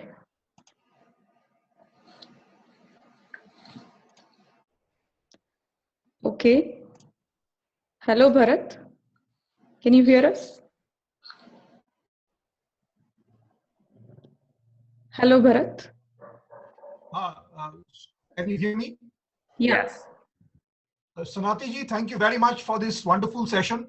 After your first session, I've spent a considerable amount of time on this subject. I just have a big doubt. May I see Yoganandji's chart, please? Yes, it should be on the screen now. Is it currently on the screen, G? No, I mean the astrocartography chart, the graph. Right here. Yep. Yes. So, he has his moon in the first house, okay? But here in this chart, in the center of the chart, where you have the moon line, which is a straight line running down over Africa, if you can see the straight line running in the center, yeah, that line, this moon line is associated with his IC. IC, I think, is his fourth house. So in this ACG chart, this moon line, which is running down straight over Africa, over Niger and some other places, this is not really his first house, but this is his fourth house because it is connected with this IC line, which is his fourth house line. Now, if you then move to the right of this line, you see another moon line, which is a curved line, which is the moon line, and under the moon line is mentioned AS, which is the first house, the ascendant moon line. Correct. Right? And then if you move to the left of the central blue line, then you have another moon line, which is the moon plus DS. So DS, I think, is the seventh house. Opposite the AS line is the DS line, is the descendant line. So as I understand, Kṣaṇāti, and I just want a clarification from you, the Ainamsa is not relevant in the ACG chart because the ACG chart does not look at the planets from the earth to the sky, but it looks at the planet from the sky to the earth. Since the point of view itself is different, that is why there is no Ainamsa which is applicable in the ACG chart, because the point of view is completely different. Correct. And from the sky, you can see the same moon, associated with different houses over different countries. Mm-hmm. Is that the understanding, Kṣaṇāti? Because in this chart, we see three distinct moon lines. Yes. One moon line is connected with the ascendant or the first house, which is going over India. So his life and body is over India. But there is some part of the moon line which is going over some parts of Africa. I can't see it very clearly, which is Yes. a straight blue line. And then on the left of the straight blue line is the same moon which is associated with his fourth house, which I think is going over the United States. So really, which means a large part of his home was more in the United States and less in India. You know, he was born in India, his body was in India, but his home and his ashram and all his spiritual work really came from the United States. Yes, and I think that's a beautiful point, Bharat, because he spent more time in the United States than he did in India over his entire lifetime. That's right. His boyhood days were spent in India, but his, adulthood days were spent in the US. Yeah, so one of the things that I feel like you're sharing is that he has more than one home. And even though that India is his birthland or his homeland, that there's this aspect here of also having these home vibrations in the United States. And but one of the things I want to mention, just as a secondary point that is kind of sometimes helpful in understanding the astrocartography, is that here his moon line in India is not surrounded by any other lines. For example, his moon line is a bare line, or the moon line is alone in India. And when a planetary line is alone, it has much more strength than whenever that planetary line is influenced by other planetary lines. But for example, this moon line, it is conjunct with Venus, Mercury, and Neptune and Chiron, which we don't look at. But just from a Navagraha perspective, it's conjunct with Venus and Mercury. And because of these energies of Venus and Mercury also being with the moon line, it takes away from the strength of the moon line. So also here in the Northeast United States, even though the moon line is strong, it takes away from its signification by being close to the Venus and the Mercury line.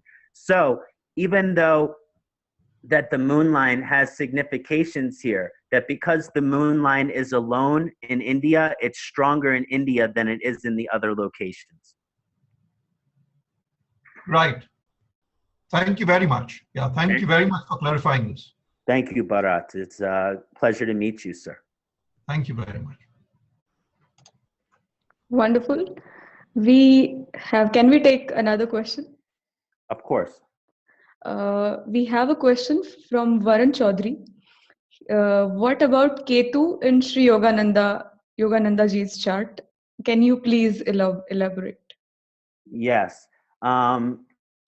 First, we'll look at it from a perspective here of the natal chart. When you're looking at the Yogananda's Ketu vibration, now, of course, the Rahu vibration in the 9th house will automatically put Ketu in the 3rd house. But whenever Ketu is in the 3rd house, it has a complete aspect on the 9th house. So there's an aspect here of Ketu on the 9th house as well.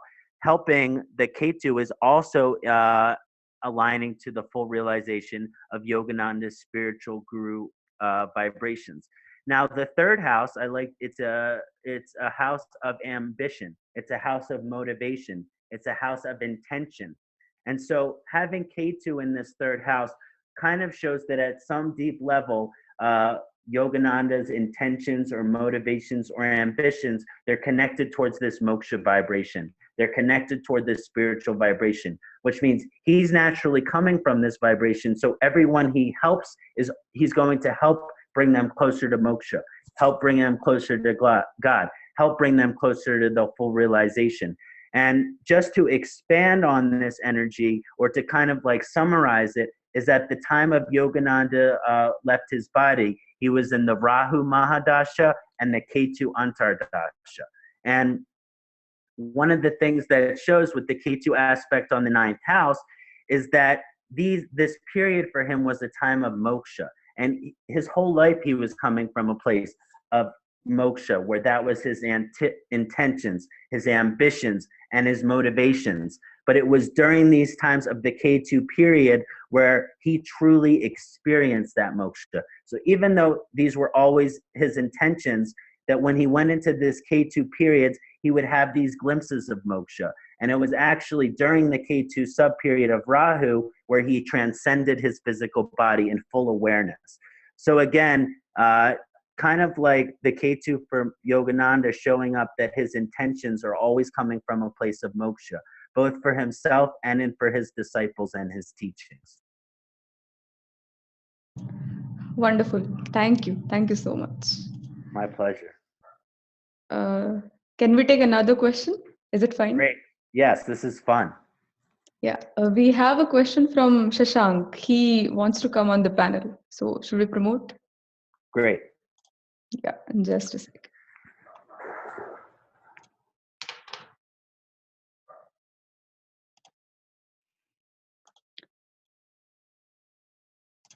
Hi, Kṣaṇāti.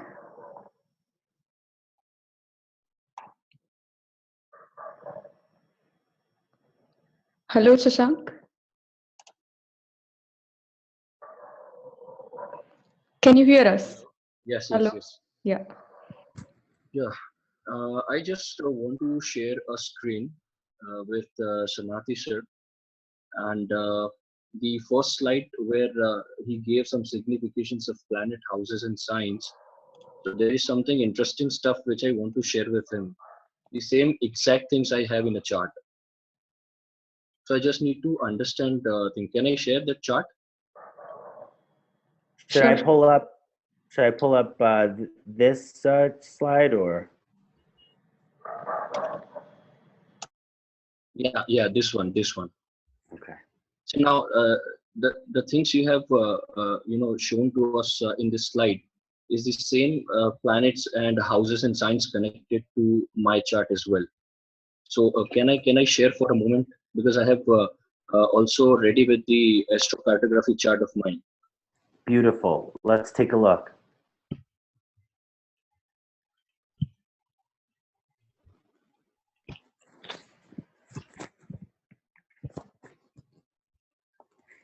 So can you see this? Yes, G. Yeah.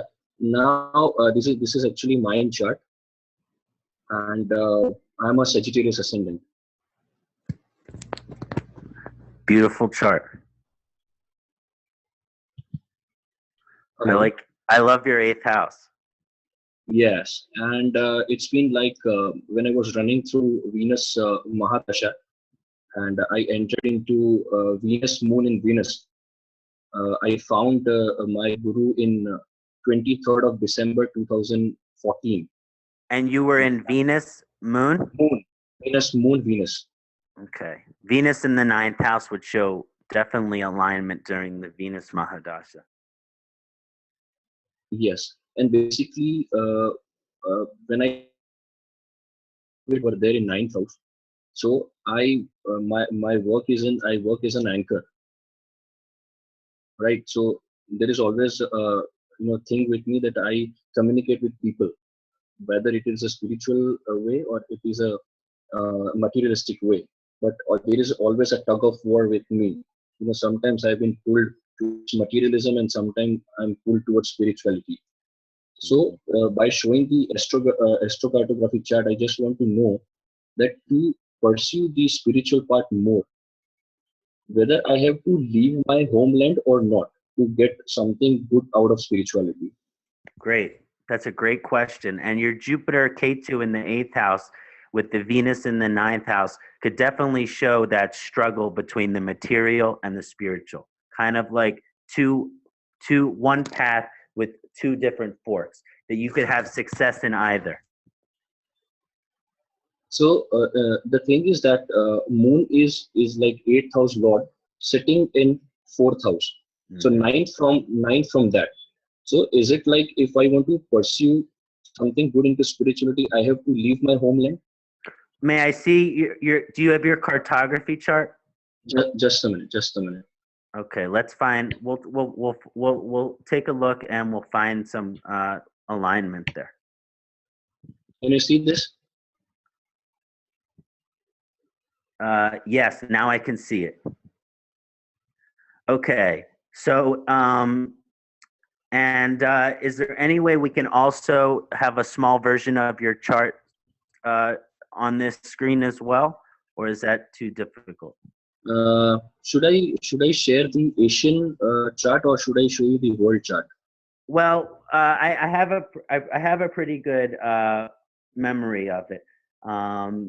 So what was the question is, you're currently living in India and you're wondering if you should potentially go to another place to encourage the spiritual vibration?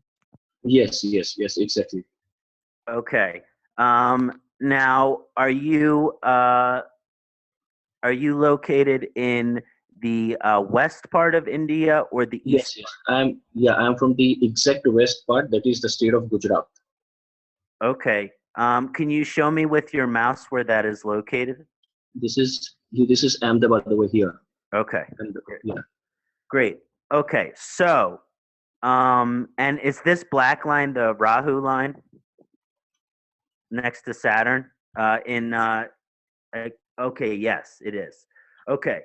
So, my first question is, if we can go back to your chart, I have to look at Saturn and Rahu. Yeah, and also the moon, which is east. Okay.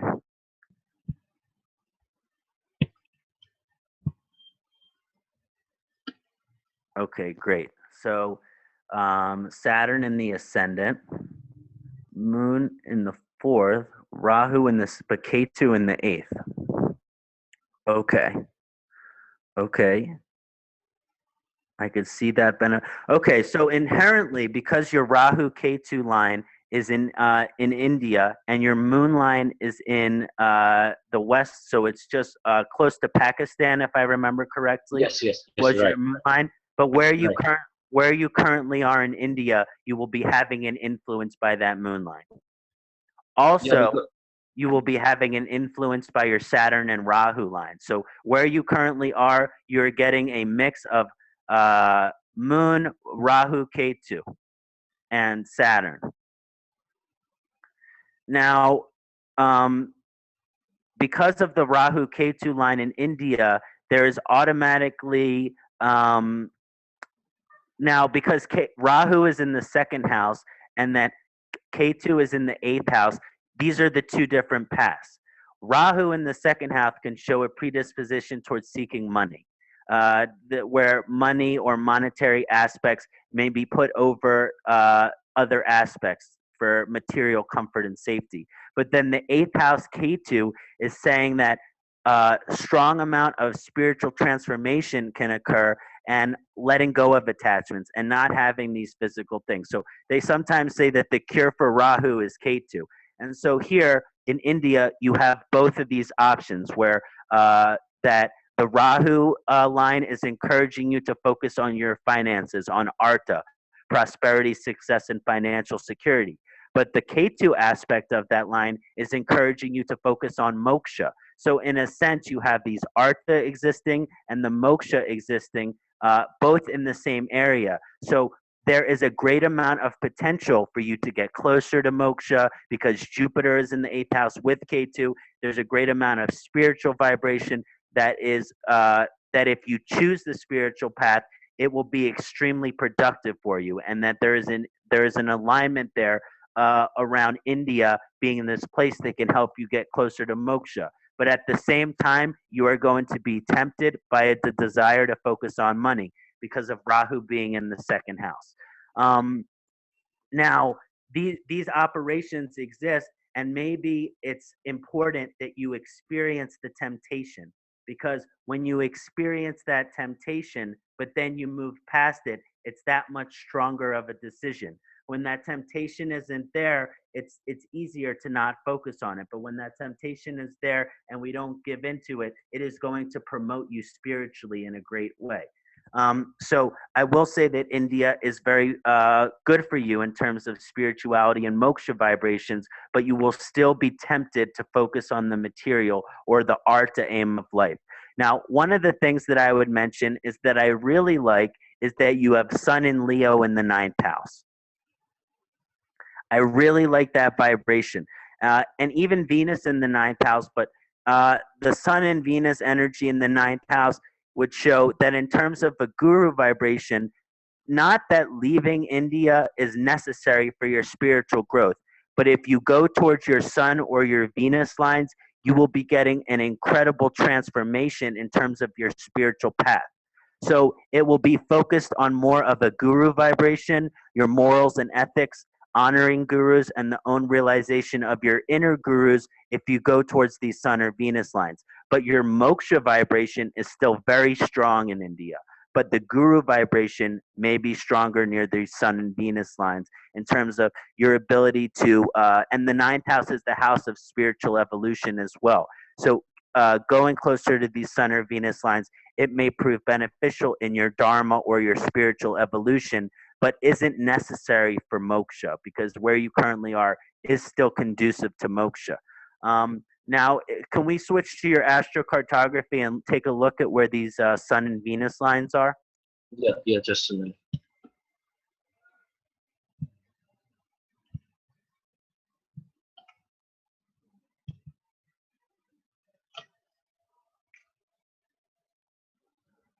Hello. Thank you. Okay. So, don't see, interesting. Okay. So, are there any, now I look at where your Sun line is and your Venus line is, and I don't think these are places that have a particular spiritual vibration. So you would already have to have an idea of a spiritual teacher out in these places for it to beneficial. But because your Sun is in Leo in the ninth house, there's a great amount of spiritual evolution that can take place near your Sun line.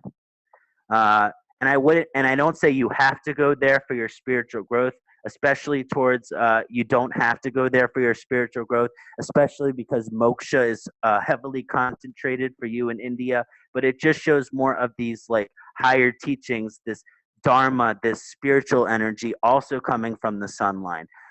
So when I look at your chart, I see the Sun in Japan and Venus in Hong Kong, like China and Japan, also goes down through West Australia.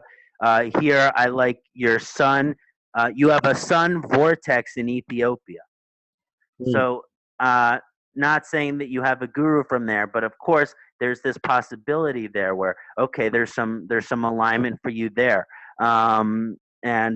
So, again, there is potential for some different spiritual energies for you where the Sun line, where these Venus lines are, but they are not necessary for your spiritual growth. Because I would like to share that I have a girl who is a very powerful tarot reader, and she's from Australia. And whatever business I do, I consult her, and she's the only one who guides me as a spiritual guru. So she stays in Australia. She's an Indian, but she stays in Australia. So maybe and that's very interesting with your Sun in Australia. Yes, so maybe that can be very beneficial if I go through her consultations. I mean, whatever she guides me. If you have teachers or gurus anywhere close to your Sun or Venus lines, they are going to be very positive for you. Yeah, and because if you have noticed down that the Jupiter and Ketu is in the watery sign, and again Moon in fourth is also in the watery sign. So what she has told me 2 months ago is that you need to shift to a place which is near to water. So in next few months, I'm planning to shift to Mumbai, which is near to water. So maybe that can bring a lot of change in my life, I guess, if I'm not wrong. Yeah, definitely. And I would even go as far as to say that, and this isn't necessarily what you'll be seeking because these energies can be too concentrated, but the more south you go and the more east you go in India, the more strong your spiritual energy will get. So let's say you were in Kerala, very strong spiritual energy there for you. Just as an example, because you would be very close to Saturn, Rahu, and Ketu. But again, I wouldn't necessarily recommend that because being too close to these lines can be very chaotic on a material realm. And the Saturn line is very disturbing to the Vata dosha. So the closer you get to your Saturn line here, the more you will age. So for your health benefit, maybe it's best to stay on the the western shore of India to help promote your health in the most positive way. All right. Thank you so much, sir. Thank you so much for guiding me back. Thank you so much, sir. Thank you, Shashank. It's a blessing to know you and meet you, brother. Thank you so much. Thank you. Thank you so much. Thank you. Okay, can we take another question? Okay, let's make this the last one. Yeah, sure. Okay, we have a question from Preetika Dutt. She says, if the same conjunction like Pope Francis exists in the 12th house of Pisces, Mercury, Jupiter, and Sun Rahu, will it lead towards spirituality outside your land of birth? Please highlight the importance of this conjunction in the 12th house Pisces. So if you have the same energies that Pope Francis had in the 7th house, in the 12th house, yes, it shows a great amount of spiritual potential for you to achieve liberation or moksha in this lifetime. But again, it shows the possibility and the potential, but it does not in any way, shape, or form guarantee that spiritual growth. And one of the energies that's contained within the 12th house is non-attachment, letting go, and surrender. So when all of these energies are concentrated in the 12th house, it's kind of simple in the sense of the more you can have non-attachment, the more you can let go, the more you can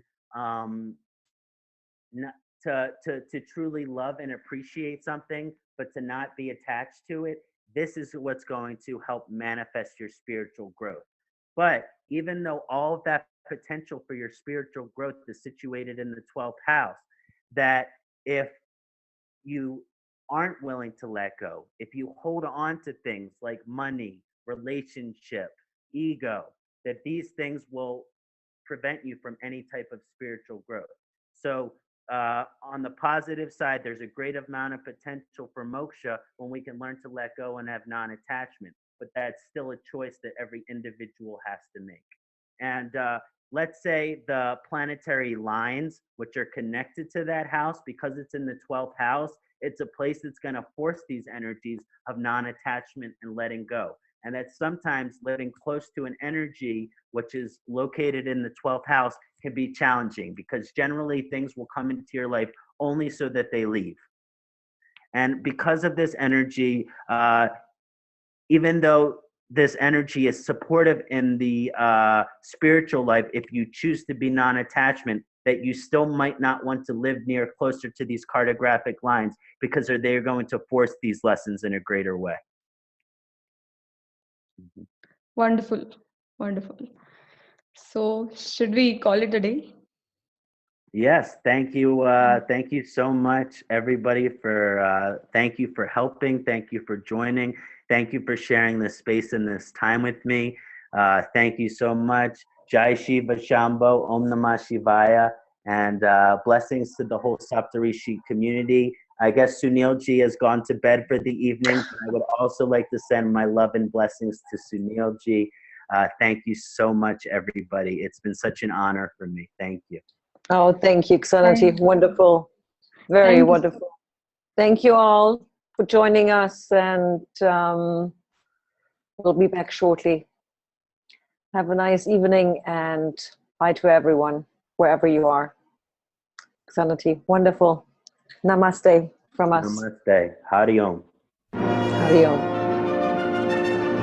Closing here with bye, everyone.